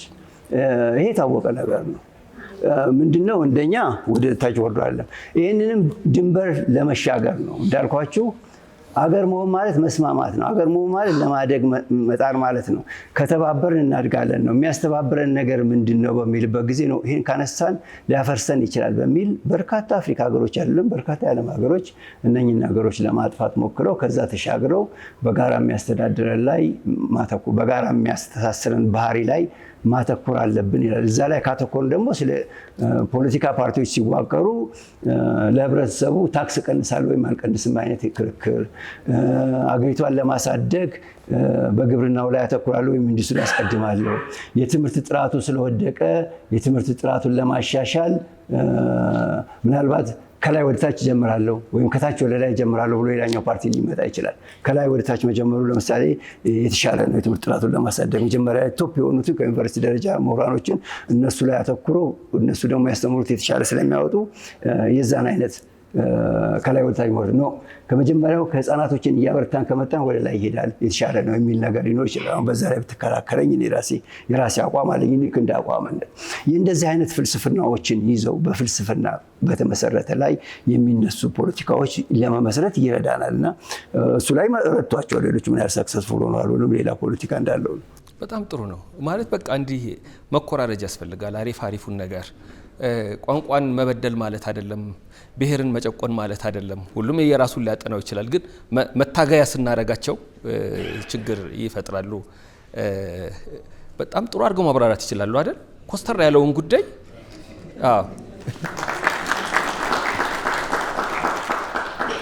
በነገራችን ላይ ግርማ አውግቸው ደመቀ የሚለውን ስም ለመጀመሪያ ጊዜ ማውቀው የቲያትር ተማሪ እያለው እርስዎ የተረጎሙት አንድ ቲያትር ነበረ። ከዛ መምህራችን አቦና አሻግሬ ተባባሪ ፕሮፌሰር ስሩት ብሎ ሰጠን እና እንደ አጋጣሚ ኤድመንድ ዳንቴ የተባለውን መሪ ገጸ ባህሪውን ወክዬ የመጫወት እድል ገጥሞኛል።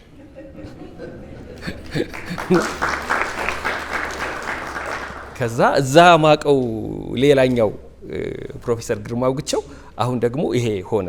እንደዚህ የእውቀት ሰዎች የምርምር ሰዎች ሳይሰስቱ እንዲህ ባለ መጽሐፍ ስራዎቻቸውን ሲያቀርቡልን ትልቅ በረከት ነው። በነገራችን ላይ ትልቅ እውቀት ነው። ብዙ እውቀቶች ተዳፍነው ቀርተዋል። አዲስ አበባ ዩኒቨርሲቲ ላይብረሪ ስገባ ከሚከፉኝ ነገሮች መካከል ስንትና ስንት የተጠኑ ጥናቶች አሉና አሁን ይሄ ሁሉ ሰው ቢያያቸው መድኃኒት መሆን የሚችሉ ሀሳቦች አሉባቸው።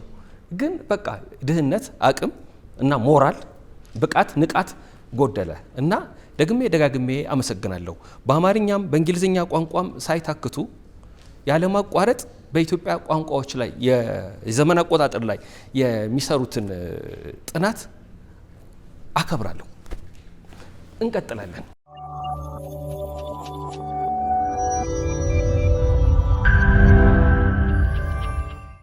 እጅግ አመሰግናለሁ ለተሰጠኝ እድል። እንግዳችንን ቆንጆ አድርገው ሀሳቦችን ስለሰጡ በጣም ነው ማመሰግነው። የሊንጉስቲክ ጉዳይ የዚህ የቋንቋ ጉዳይ ስለሆነ ትልቅ ሳይንስ ይመስለኛል፣ ብዙ ስራ የሚሰራበት ሙያ ነው እና ይሄን የቋንቋ ጉዳይ ከእንትን ጋር ማገናኘት ነው የፈለግኩት የሰው ልጅ ይሄ ኢቮሉሽናሪ አመጣጥ ምናምን ጋር ለማገናኘት ነው ያሰብኩት። የሰው ልጅ መነሻ አፍሪካ ነው፣ በተለይ ምስራቅ አፍሪካ ብለን ነው አይደለም ምናምነው። ከዚህም ነው ወደ ኤዥያ ወደ አውሮፓ ተንቀሳቀሰ፣ ሚግሬት አደረገ ብለን የምናስበው። ታሪክ እንደሚነግረን ደግሞ በተለይ በዚህ በቀደም ኢንፎርምም ሲያደርጉን ነበር ከ10 ሺህ ዓመት በፊት አካባቢ የአይስ ኤጅ ወይም ደግሞ የበረዶ ዘመን ነበረ እና በዛ ዘመን የሰው ልጅ ተመልሷል ተብሎ ይታሰባል። ከአውሮፓ ከኤዥያ ወደ አፍሪካ ተመልሷል ተብሎ ይታሰባል እና የእርስዎን መጽሐፍ ሳነብ ደግሞ የዚህ የቋንቋዎች የተፈጠሩበት ቦታ ሴንተር ኦፍ ኦሪጂን እና የበዙበት ሴንተር ኦፍ ዳይቨርሲቲ እዚህ ነው የሚል ውሳኔዎችም አይቻለሁ በተወሰነ ደረጃ እና የሰው ልጅ አመጣጥና የዚህ የስደቱ ሁኔታ የቋንቋውን ሴንተር ኦፍ ኦሪጂን እና ሴንተር ኦፍ ዳይቨርሲቲ ይሄ ነው ብሎ ለመወሰን የራሱ ተጽዕኖ አይኖረውም ወይ እያልኩ እያሰብኩ ነበር መጽሐፉን ሳነብ እና ይሄ ነገር እንዴት ነው የሚታየው? አንድ ሁለተኛ የቋንቋ ፖሊሲያችን ከዚህ አንጻር እንዴት ነው መቃኘት ያለበት ብሎ ያስባሉ የኢትዮጵያ? ምክንያቱም የቋንቋ አንዱ ወሳኝ ፕሮብለም ፈጣሪም ሆኗል ኢምፖርታንት የሆነውን ያህልና የኢትዮጵያ የቋንቋ ፖሊሲ በምን መንገድ ቢቃኝ ይሻላል? አመሰግናለሁ። መጀመሪያው ጥያቄ ላይ የቋንቋ ጥናት ውስንነት አለው። መጀመሪያ ግልጽ ነው። የቋንቋ ጥናት በተለይ በታሪካዊ ስነ ልሳን ግፋቢል ቢሄድ ከ10 ሺህ ከ12 ሺህ ዓመት በላይ እንደውን ለጥጠው ካል ከ15 ሺህ ዓመት። ለዛም ነው አንድ ቋንቋ ፋሚሊ የሚባል ነገር አለ በቋንቋ ጥናት። ከፋሚሊ አልፎ ደግሞ በእንግሊዝኛው ፋይለም ይባላል፣ ታላቅ ቤተሰብ እንበለው። ምክንያቱም ቋንቋ ሁል ጊዜ በለውጥ ሂደት ነው ያለው። ቋንቋ ሁል ጊዜ በለውጥ ሂደት ስላለ ምንም እንኳን ለለውጥን ሪዚስት የሚያደርጉ አካላት ቢኖሩም ቅድም ያልናቸው ለምሳሌ መሰረታዊ ቃላት የምንላቸው ከነሱ ውጪ እና መላዶች ቢኖሩም እነሱም በሂደት ይለወጣሉ። ከ10 ሺህ እስከ 12 ሺህ ዓመት ከዛ በኋላ ከዘለልን የምናደርገው የቋንቋ ጥናት ይሄ ቋንቋ ከዚህ ቃል ይገናኛል የሚለው መላምት ነው የሚሆነው። ሳይንሳዊ ማስረጃ ለማቅረብ ይቸግረናል። ምክንያቱም ቋንቋ መልሶ ለማዋቀር ራሱ አስቸጋሪ ይሆንብናል። ሁል ጊዜ ቋንቋ በለውጥ ሂደት ስላለ ነው። ስለዚህ የታሪካዊ ስነልስ አንዳንዶች የሚገፉ የሉ ማለት አይደለም፣ ወደኋላ የሚገፉ ሁሉ አሉ። ግን በቋንቋ ጥናት ደረጃ ላይ በተለይ በታሪካዊ ስነ ልሳን ደረጃ ላይ በምንሄድበት ጊዜ የቋንቋ ጥናት ቅድመ ታሪክ ሊወስደን የሚችለው ከ10 ሺህ 12 ሺህ ማክሲመም 15 ሺህ ዓመት ድረስ ብንሄድ ነው።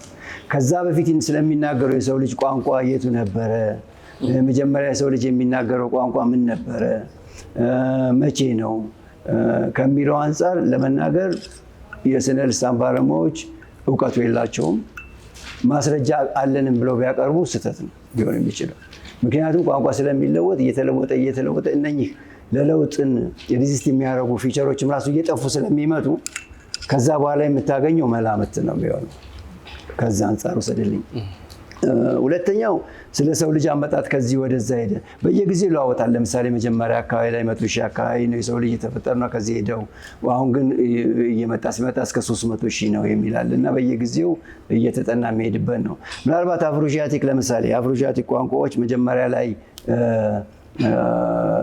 ኤዥያ ነበሩ። ከዛ ወደዚህ መጡ ያስባላቸው የናቱፊያን ካልቸር ነው። ናቱፊያን ካልቸር ደግሞ በዚህ በአሁኑ እስራኤል እና ፓለስቲኒያን አካባቢ በሚገኘው አካባቢ በቀለ ነው። ያ ደግሞ የሰብል የመሰብሰብ ባህል ነው። ሰብል የመሰብሰብ ምክንያቱም አፍሮሺያቲክ ላይ ትልቅ ሲቪላይዜሽን ለመጡ የሰብል የመሰብሰብ ባህል ስለነበራቸው የአፍሮሺያቲክ ህዝቦች ሰብል ከመሰብሰብ አንጻርና ከዛ የመጡ ናቸው። አንደኛ እነኛ ህዝቦች አፍሮሺያቲክ ቋንቋ ስለመናገራቸው የሚታወቅ ነገር የለም። ሁለተኛ ሰብል የመሰብሰብ ባህሪ በዛ ቦታ ብቻ ሳይሆን በመላው ዓለማችን ላይ አለ። ሶስተኛ የአፍሮሺያቲክ ህዝቦች በአጠቃላይ ከእርሻ ወይም ከሰብል ጋር እየተገናኙ አይደሉም። እስካሁንም ያልተገናኙ አሉ። እስካሁንም ዘላን ሆነው ዘላንነት ብቻ ሳይሆን ኢቭን በአደን ላይ የተመሰረቱ ህብረተሰቦች ሁሉ አሉበት። ስለዚህ ሁሉንም ስለማያመለክት ከናቱፊያን ካልቸር ጋር የማገናኘቱ ሁኔታ ውድቅ የተደረገበት ከዛ የተነሳ ነው። የቋንቋ ፖሊሲያችን በምን መንገድ ይቃኝ የሚለውን እውነት ለመናገር እኔ ከኔ የተሻሉ ባለሙያዎች አሉ በዚህ ጉዳይ ላይ። የማህበራዊ ስነ ልሳን ሰዎች አሉ እና የቋንቋ ማስተማር ላይም ኤክስፐርት የሆኑ ሰዎች አሉ። አዲስ አበባ ዩኒቨርሲቲ ብዙ አለው። አዲስ አበባ ዩኒቨርሲቲ ብቻ ሳይሆን ሌሎች ቦታዎችም ብዙ አሉ። እዚህም ለምሳሌ ዶክተር መንግስቱ ራሱ አለ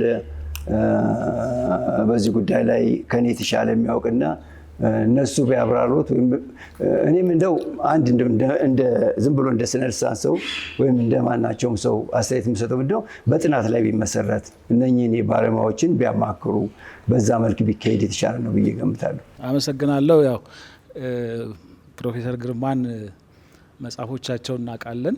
ቋንቋ ነገድና ማንነት የሚለው መጽሐፍ ላይ አጭር አርቲክል እንግሊዝኛ ሪፖርተር ላይ ጽፈው አይቼ በጣም ወድጄው ነበረ። ከዛ መጽሐፉ አገር ውስጥ የገባው ዘግይቶ ይሁን አላቅም፣ የኔ ችግር። በኋላ ቋንቋና ነገድን አነበብኩ። በሁለቱ በጣም ደስተኛ ነበርኩ።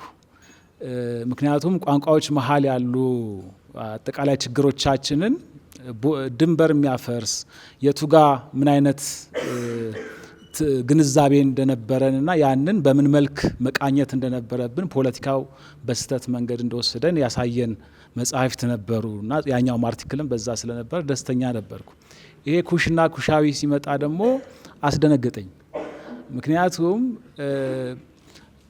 የተወሰነ የኩሽ ማንነት፣ የኩሽ ታሪክ፣ የኩሽ ፖለቲካ፣ የኩሽ ቋንቋ የሚለው የማሰባሰብ እድል የነበረው ያለው አሁንም ምናልባት በዛም መንገድ ደግሞ የተወሰኑ መንገዶች እየተካሄዱ ያለ ፖለቲካውም ላይ ሌላውም ዘርፎች ላይ ነው ብዬ ለራሴ ይዤ የተወሰነ ተስፋ ማድረግ ነበረ።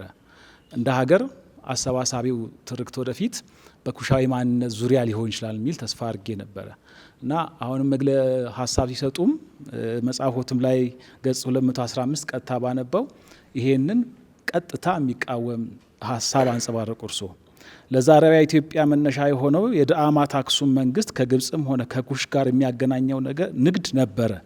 ከዚህ ውጪ በአሁኑቷ ኢትዮጵያ የትኛውም ግዛት በኩሽ ስር ሆኖ አያውቅም። በዳአማት አክሱም መንግስት ምስረታም ግብጽና ኩሽ ቀጥታ ተሳትፎ አልነበራቸውም። አሁን በኢትዮጵያ የሚገኙት ኩሻዊም ሆነ ሰማያዊ ቋንቋ ተናጋሪዎች ከግብጽና ኩሽ መንግስታት ጋር ቀጥታ የሚያገናኘው የታሪክ ባለቤትነት ድርሻ የላቸውም ይላል። አሁን በተወሰነ መልክ ገልጸውታልና ይሄ ሀሳብ በጣም ከባድ ነው ለኔ። ምክንያቱም አንደኛ በመጽሐፎት እንደጠቀሱት ድንበር ማስመር ራሱ አስቸጋሪ ነው። ወደ ኋላ ሄዶ አሁን ያለችው ኢትዮጵያ በአብዛኛው በቅኝ ግዛት በ19ኛና በ20ኛው ክፍለ ዘመን የተሰሩ ድንበሮች ናቸው። ሱዳን፣ ኢትዮጵያ፣ ግብጽ፣ ኤርትራ የምንላቸው የቅርብ ዘመን ድንበሮች ናቸው። ከዛ ቀጥሎ ደግሞ የድንበር ኮንሰፕትም ቴክኒካሊ አልነበረም። ኩሽ ወይም ኑቢያ ወይም አክሱም ስንል አክሱም የምንለው ራሱ የዛሬዋን ኢትዮጵያ ነው ወይስ ማን ነው የሚለውም እንዲህ ድንበር ለማስበር አስቸጋሪ ነው። ሌሎች ብዙ ማስረጃዎች መጥቀስ ይቻላልና ከዚህ አንጻር ኩሽን ከኢትዮጵያ ጋር አይገናኝም ብሎ መደምደም ኢቭን እርሶ ራሱ ደግሞ ስለ ኩሽ ራሱ በቂ ጥናት አልተሰራም እያሉ ነው። ቋንቋ ምን እንደሆነም የኩሽ ማንነትም ጉዳይ ላይ በቂ ጥናቶች የሉም እያሉ ነው። እና በቂ ጥናት በሌለብን ኩሽ ማንነት ግንዛቤ በሌለን ድንበር ማስመር በሌለብን ሁኔታ ኩሽና ኢትዮጵያ አይገናኙም ብሎ መናገር በራሱ ተገቢ ነው ወይ? መልካም ተስፋ እኔ በግሌ ተስፋ ሳረግ የነበረው እውነት የብዙዎች ተስፋ ከነበረ እዛ ላይ አሉታዊ መልእክት አይኖርም ወይ ለማለት ነው። አመሰግናለሁ። ለመናገር በጣም ጥሩ ጥያቄ ነው፣ እንኳን ጠየቀኝ። ምክንያቱም ይሄ ሰው አንተ የጠየቀውን ጥያቄ ብዙ ሰዎችም በአእምሯቸው ውስጥ የሚብሰለሰል ይመስለኛልና ጥያቄውን በጣም ነው የማመሰግነው። ያው በጥንታዊ ኩሽ ወይም አጠቃላይ በግብፅ ደረጃ በምንመለከትበት ጊዜ በጣም አጥበበን ካልሄድን በስተቀር የግብፅ ስልጣኔም የኛ ስልጣኔ ነው። የሁሉም ስልጣኔ ለምሳሌ በሜሶፖታሚያ የደረገው ስልጣኔ የአፍሮዣቲክ ቋንቋዎች ወይም የአፍሮዣቲክ ተናጋሪዎች ህብረተሰብ ስልጣኔ ነው በሚለው ልንሄድ እንችላለን። ምክንያቱም ቅድም የገለጽኩላችሁ መሰረት ለምሳሌ በአፍሮዣቲክ ቋንቋዎች የሚባሉት እነኝ ናቸው ብለናል። ከዛሬ 10,000-12,000 ዓመት በፊት ደግሞ አንድ ህብረተሰብ ተናጋሪ የነበሩ ናቸው። ይሄ ማለት የህብረተሰብ መካከል ግንኙነት አልነበረም፣ ዝምድና አልነበረም የማለት አይደለም። ኩሽን እኛ ኩሽነን እንጂ ሴም አይደለንም ወይም ኩሽ መንግስትንን ከጥንትም ጀምሮ የሚለው አሁን የመጣ አይደለም። አሁን የመጣ አስተሳሰብ አይደለም። በተለይ በጣም በቀደምት ጊዜ በነበሩ ሰዎች በቤተ ክርስቲያን ሰዎች ራሱ ስራዎች ላይ በተመለከቱበት ጊዜ እኛ ኩሽ ነን፣ መንግስታችንም ኩሽ ነው፣ ሴም የሚባል በኋላ የመጣ ግንጥል እንትን ነው በሚል ያቀርቡታል። እሱ ብቻ ሳይሆን የኩሽ መንግስታትን እኮ በእኛ መንግስታት ውስጥ ስር የጠቀሷቸው አሉ። ለምሳሌ ስማቸውን አንጠልኝ አህመድ በቅርብ 1991 ላይ የታተመው በቅርብ ሰውየው ከሞቱ በኋላ አንድ ኢትዮጵያ ታሪክ የሚል መጽሐፍ ላይ ግን ሰውየው ቀደሙ ናቸው። ቅድም ጠቅሳቸው ነበር አንተ፣ አሁን ስማቸው ጠፋኝ። በዛ ላይ ራሱ የኩሽ መንግስታትን የጥንታዊ ኩሽ መንግስታትን ስሞች የገለጹበት ነበረ። ያው አንድ ነገር እርግጠኛ ነው። አንደኛ አፍሪካዊ በመሆናችን የግብፅ ስልጣኔ የኛ ነው እንላለን። ከቅኝ ግዛት በኋላ በተደረገው ክፍፍል በተወሰነ ደረጃ በማይለወጥ ደረጃ ሄደዋል። ግን በጥንት በኩሽ መንግስት ደረጃ የኩሽ ግዛትን ስፋቱን ኤግዛክትሊ ይሄ ነው ብለን ባንልም ከስድስተኛው ካታራክት ወደዚህ መጥቶ አውቅም ያለው መረጃ ስለ ኩሽ መንግስት የምናወራው ስለ ታሪካዊ መንግስት ነው። ታሪካዊ መንግስት ማለት ስለ ታሪክ ደግሞ የምናወራው ስለ ቅድመ ታሪክ አይደለም። ቅድመ ታሪክ ላይ መተንበይ እንችላለን። ታሪክ ማለት ደግሞ መረጃ ያለው ማለታችን ነው። መረጃ ያለው ስንል የጽሁፍ መረጃ፣ የሌሎች አርኪኦሎጂ መረጃ የመሳሰሉት መረጃዎች ያሉት ላይ ነው። ያ የኩሽ መንግስት የምንለው ኑቢያን ኪንግደም የሚባለው በታሪክ ደረጃ ላይ ኑቢያን መንግስት ተብሎ የሚወሰደው የታሪክ ሰዎች የሚጽፉት ላይ ወደ ኢትዮጵያ አካባቢ ድንበር መጥቶ አያውቅም። ስለ አክሱማይት ለምሳሌ አክሱማይት ቦታ የት ነበረ? እሱም አሁን አንደኛ በጥንት ጊዜ በምንመጣበት ጊዜ ጠንካራ መንግስት ሲኖር እኮ አገር ያሰፋል። ደከም ያለ መንግስት ደግሞ የነበረችውን ምንቱን ምናልባት አንድ መንደር ውስጥ ሁሉ ሊወጣ ይችላል። እሱን ከግንዛቤ እናስገባው። ግን የኩሽ መንግስት የሚለው እዛ ደረጃ አልደረሰም። ምናልባት ለምሳሌ በኩሽና በፑንት መካከል ላይ ብዙ ጊዜ ግብጾች ፑንት እያሉ ሪፈር የሚያደርጉት ክፍል ነበረ። ያ ክፍልን በምንመለከትበት ጊዜ መቶ በናገር ባንችልም አንደኛ በግሪክ ኬድ ነበር፣ ሁለተኛ በባህሪክ ኬድ ነበር። ፑንቶችም የቅድመ ዳማት ከዳማት በፊት በነበረው ነው። በዛ አካባቢ የነበረው ነው። ያ አካባቢ እነማን ያካትታል? ለምሳሌ በአሁኑ ጊዜ ሱዳን ውስጥ የነበረ እነ ከሰላን አካባቢ ያካቶ የነበረ ነው። በአክሱማዊት ውስጥም ዋናው ማዕከል አድርገህ የምትወስደው የነ ከሰላ አካባቢ የመሳሰሉትን ነው። በዚህ በኋላ ከቅኝ ግዛቱ በኋላ ፖለቲካል ባውንደሪ ሲመጣ የተወሰኑ ፓርቶች ሄደው ተቆርጠው ነው። የሀገር መስፋት የመጥበቡ ጉዳይ እንዳለ ነው። በታሪክ ደረጃ ግን የኩሽ የምንለው መንግስት ወይም ኑቢያን የሚባለው መንግስት ወይም የግብፅ የሚባለው መንግስት በቀጥታ አሁን በሚገኘው የኢትዮጵያ ባውንደሪ ውስጥ አሁን የሚገኘው ስለ በትክክለኛው በሚገኘው ባውንደሪ አሁን የሚገኘው ብቻ ሳይሆን እነ ከሰላን አካባቢ ራሱ አካቶ ስለ መግዛቱ ምንም ማስረጃ የለም። ከስድስተኛው ካታራክት አልፎ የሚያውቅበት ማስረጃም የለም። ያንን ለማለት ነው። እሱን አፋችንን ሞልተን መናገር እንችላለን፣ ምክንያቱም የታሪክ ማስረጃ ስላለን። ሌላ ምናልባት ሲቆፈር የጽሁፍ ማስረጃ ሊገኝ ይችላል በታሪክ ላይ። ምክንያቱም በየጊዜው እንደምታውቁት በግብጽ ደረጃ ላይ የተለያዩ ፒራሚዶች፣ የተለያዩ ጽሁፎች፣ የተለያዩ ነገሮች ይገኛሉ። እነኛ ሲገኙ እዚህ አካባቢ ድረስ ደርሶ ነበር ለማለት የሚያስችለን ሊኖር ይችላል። ግን ያንን ለማለት የሚያስችለን አፋችንን ሞልተን ያ ነው። ጥያቄን ከሞላ ጎደል መለስኩ መሰለኝ። ካልሆነም እንደገና እናብራራው እንችላለን። ግጥም አነበብኩ። ቢላልን ወደዋለሁ። ብዙ ሰዎች ስለ ቢላል የሚያውቁ ስላልመሰለኝ ሀበሻው ቢላል የሚል አነበብኩ። ከዛ በማግስቱ በዕለት ሁለት ተናጋሪ ለሆኑ ሰዎች የክልሉ መስተዳድር በጣም በመደሰቱ ለአንዳንዶቹ ቴሌቪዥን፣ ለአንዳንዶቹ ስልክ፣ ለአንዳንዶቹ የሆነ ነገር ሰጠና እኔ ተዘለልኩ። ከዛ ምንድነው ስል ጥሩ ግጥም ነበር እኮ ያቀረብከው፣ ግን ሀበሻ የሚለው ቃል ማስገባት ብዙም አላስደሰታቸውም አሉኝ። ከዛ አልኩ። እንደገና አፋር አካባቢ ለአንድ ጥናት ሲሄድ የእናንተ ሀበሾች አመለካከት ይላሉ፣ የሀበሾች አመለካከት እንደዚህ ነው፣ እኛ ደግሞ እንደዚህ ነው የምናስበው አሉ። ሀበሻ ማለት ምንድን ነው? ሀበሻ የቱ ነው? ይኸው አሁን የብሔር ብሔረሰቦች ቀን እንኳን አሁን ሰሞኑ ተከብሯል። ልጆቻችን የኢትዮጵያ የባህል ልብስ ለብሳችሁ ነው፣ የብሔር ብሔረሰብ የሀበሻ ልብስ ለብሳችሁ ነው ሲባል በእርግጠኝነት ልጄ የሀመር ልብስ ለብሳ ብትሄድ ተቀባይነት አታገኝም። ሀበሻ ማን ነው? ጥሩ ጥያቄ ነው።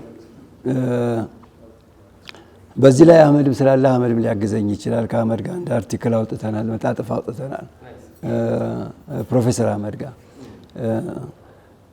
አበሻ ማን ነው የሚለው አበሻ የሚለው ነገር በመጀመሪያ ደረጃ በጽሁፍ የምናገኘው በንግስት ሀታሱ ጊዜ ነው። ንግስት ሀታሱ በፑንት ሀገር የሚኖሩ ሀበሾች ትላለች በእሷ ጽሁፍ ላይ። ይሄ ማለት ወደ ከ3000 ዓመት በፊት ማለት ነው። ከ3000 ዓመት በፊት ከሄዳችሁ እስልምናም አልነበረ፣ ክርስትናም አልነበረ፣ የአይሁድ እምነትም አልነበረ።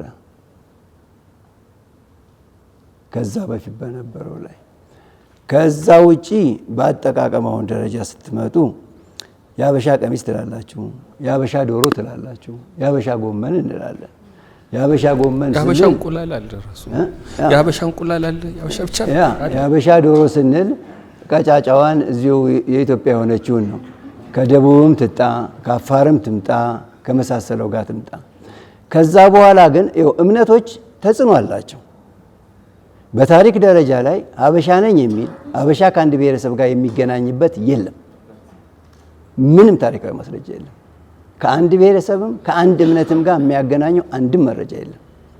ግን ሁል ጊዜ አንድ ቃል እየተለወጠ ይመጣል። ከሌላም ጋር የመገናኘት ጉዳይ ይመጣል። ለምሳሌ አረቦች ሀበሻ የሚለው ቃሉ ራሱ የመጣው ቅይጥ ከሚል ነው ይላሉ። ለሱ ማስረጃ የለም። ከዛ በኋላ እንግዲህ ሀበሾችን የክርስቲያኖች አድርጎ የመውሰድ በኋላ ላይ የመምጣት ሊሆን ይችላል ከእስልምናው ጋር በተያያዘ።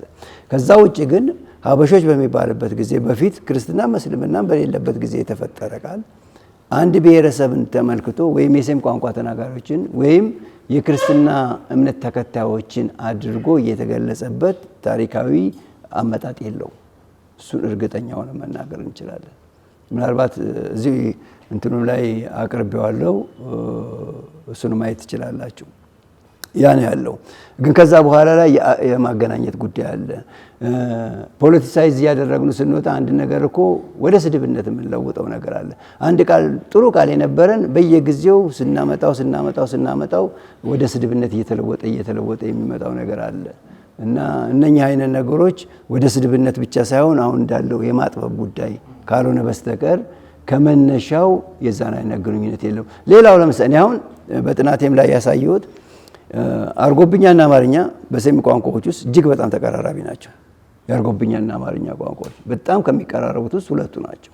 በሁለቱ መካከል ያለው ልዩነት በጂኦግራፊ ምክንያት የመጣ ልዩነት ሳይሆን በእምነት ምክንያት የመጣ ልዩነት አድርጌ ነው የምወስደው።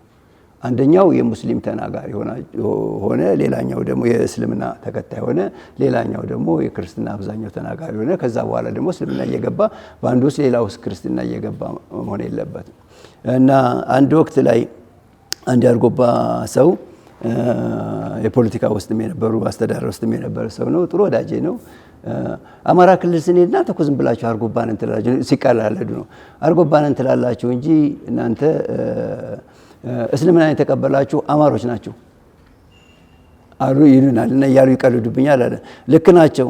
አንተም እንዲህ ማለት ትችላለህ። እናንተ እኮ አማሮች የተለየ እንትላላችሁ እንጂ ክርስትና የተቀበላችሁ አርጎባዎች ናችሁ ልትለው ትችላለህ አልኩት። ምክንያቱም ሁለቱ የተለያዩበት ምክንያት ከዛ አንፃር በመሆኑ ነው። እና እነኚህ ነገሮች ከእስልምናው ምንም ሲመጣ ከእስልምናው ውጪ የፖለቲካው ምናምን ሲመጣ የተጫነ ነገር እንጂ ሀበሻ የሚለው ከክርስትና ወይም ከአንድ ብሔረሰብ ወይም ከተለያዩ ብሔረሰቦች ከሴማዊ ቋንቋ ተናጋሪዎች ጋር የሚያገናኘው ግንኙነት የለም በታሪክ። በኋላ ላይ በሂደት እየመጣ ሊሆን ይችላል። ስለዚህ ብዙ ጊዜ ተጽፏል። እንደምታውቁት ቅድም ወንድሜ የገለጸው ነገር አለ። በጥንት ጊዜ ባውንደሪ የጂኦግራፊ ባውንደሪ እውቀታችንም ዝቅተኛ ነው። በጥንት ጊዜ የነበረው ላይ በአንድ ወቅት ኢትዮጵያ ብሎ የገለጸው በሌላ ጊዜ ኢትዮጵያ ላይ ሆነች። ኢትዮጵያ የሚለው ስያሜ መምጣት የጀመረው የግሪኮች ስልጣኔ እያበበ ሲመጣና ግሪኮች ዓለምን ኦልሞስት ወደ መቆጣጠር ደረጃ በሚደርሱበት ጊዜ ነው።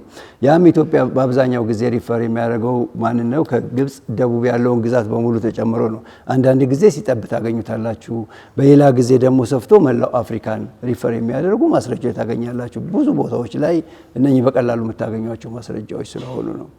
በአገር ደረጃ ላይ ለምሳሌ ኢዛና ግዛቶቼ ብሎ በዘረዘራቸው ላይ በምትመለከቱበት ጊዜ በግሪኩ ኢትዮጵያ ያለው ኩሽን አይደለም። ኩሽን ካሱ ብሎ ነው ያቀረበው በግዕዙ ላይ። በግሪኩ ኢትዮጵያ ያለው ክሊሊ ያሁኗን ኢትዮጵያ ነው፣ ሌላ አይደለም። በኢዛና ጽሁፍ በምትመለከቱ ዝርዝሩ ታገኛላችሁ። ኢንፋክት የተለያዩ ሌሎችም በኢትዮጵያ ውስጥ ያሉ እንትኖችን ብለዋል። እና የሱዳንን መንግስት የሚመለከት አልነበረም። በምንም ተአምር ከዚህ በፊት የምናውቀውን ሱዳንን የሚመለከት አይደለም። አጠቃቀሙ ቢያንስ ከኢዛና ጊዜ ጀምሮ ነበር፣ በጽሁፍ ካለ መረጃ ጀምሮ። በየወቅቱ ይህን ቃል ይጠቀሙታል ወይስ አይጠቀሙትም ሌላ ጉዳይ ነው። የጽሁፍ ማስረጃ ከመኖር ካለመኖሩ አንፃር ሊሆን ይችላል። የውጭ ሰዎች አቢሲኒያ የማለትም ያለ ማለት ጉዳይ ሊሆን ይችላል። እንደውም አንድ ወቅት ላይ አንድ የሆነ ጽሁፍ ላይ አይ ቲንክ እዛ መጽሐፍ ላይ የጠቀስነው ይመስለኛል አበሾች ኢትዮጵያውያኖች አበሾች ሲላቸው ወይም ሀገራቸውን አቢሲኒያ አበሻ ሲሏቸው አይወዱም የሚል ነገር አንጥቷል። እኔ እንደዛ ነገር አላውቅም። አሁን ውጭ ዓለም ላይ በተለይ ኢትዮጵያዊ ኤርትራዊ ሲገናኝ የሚለው አበሻ ነው ወይ ነው የሚለው። ምክንያቱም ሌላ ነገር እንዳይወጣ በተለይ አሁን በጣም ተለምዷል እና እንደውም ኢትዮ ሴሜቲክ የሚለውን ነገር ለማውጣት አበሻ ሴሜቲክ የሚል ነገር አለ። ልክ እንደ ፕሮፌሰር ኤፍሬም የጻፉት አይነት መጽሐፍ ጥሩ መጽሐፍ ይጻፋል። አንድ ወዳጄ ሰመረ የሚባል ልጅ እሱ የአስመራ ሰው ነው። እሱ በጻፈው ላይ ኢትዮጵያን ኦርቶዶክስ ቸርች ከማለት ይልቅ አበሻ ኦርቶዶክስ ቸርች አይነት ብሎ ነው ያወጣው። የሚያገናኘን የሚያስተሳስረን ስለሆነ ነው። ኤርትራን ኢትዮጵያን በአንድ ላይ ያስተሳስር ይችላል ብሎ ማሰብ ነው እና ከዛ አንፃር የምንመለከታቸው ይመስለኛል።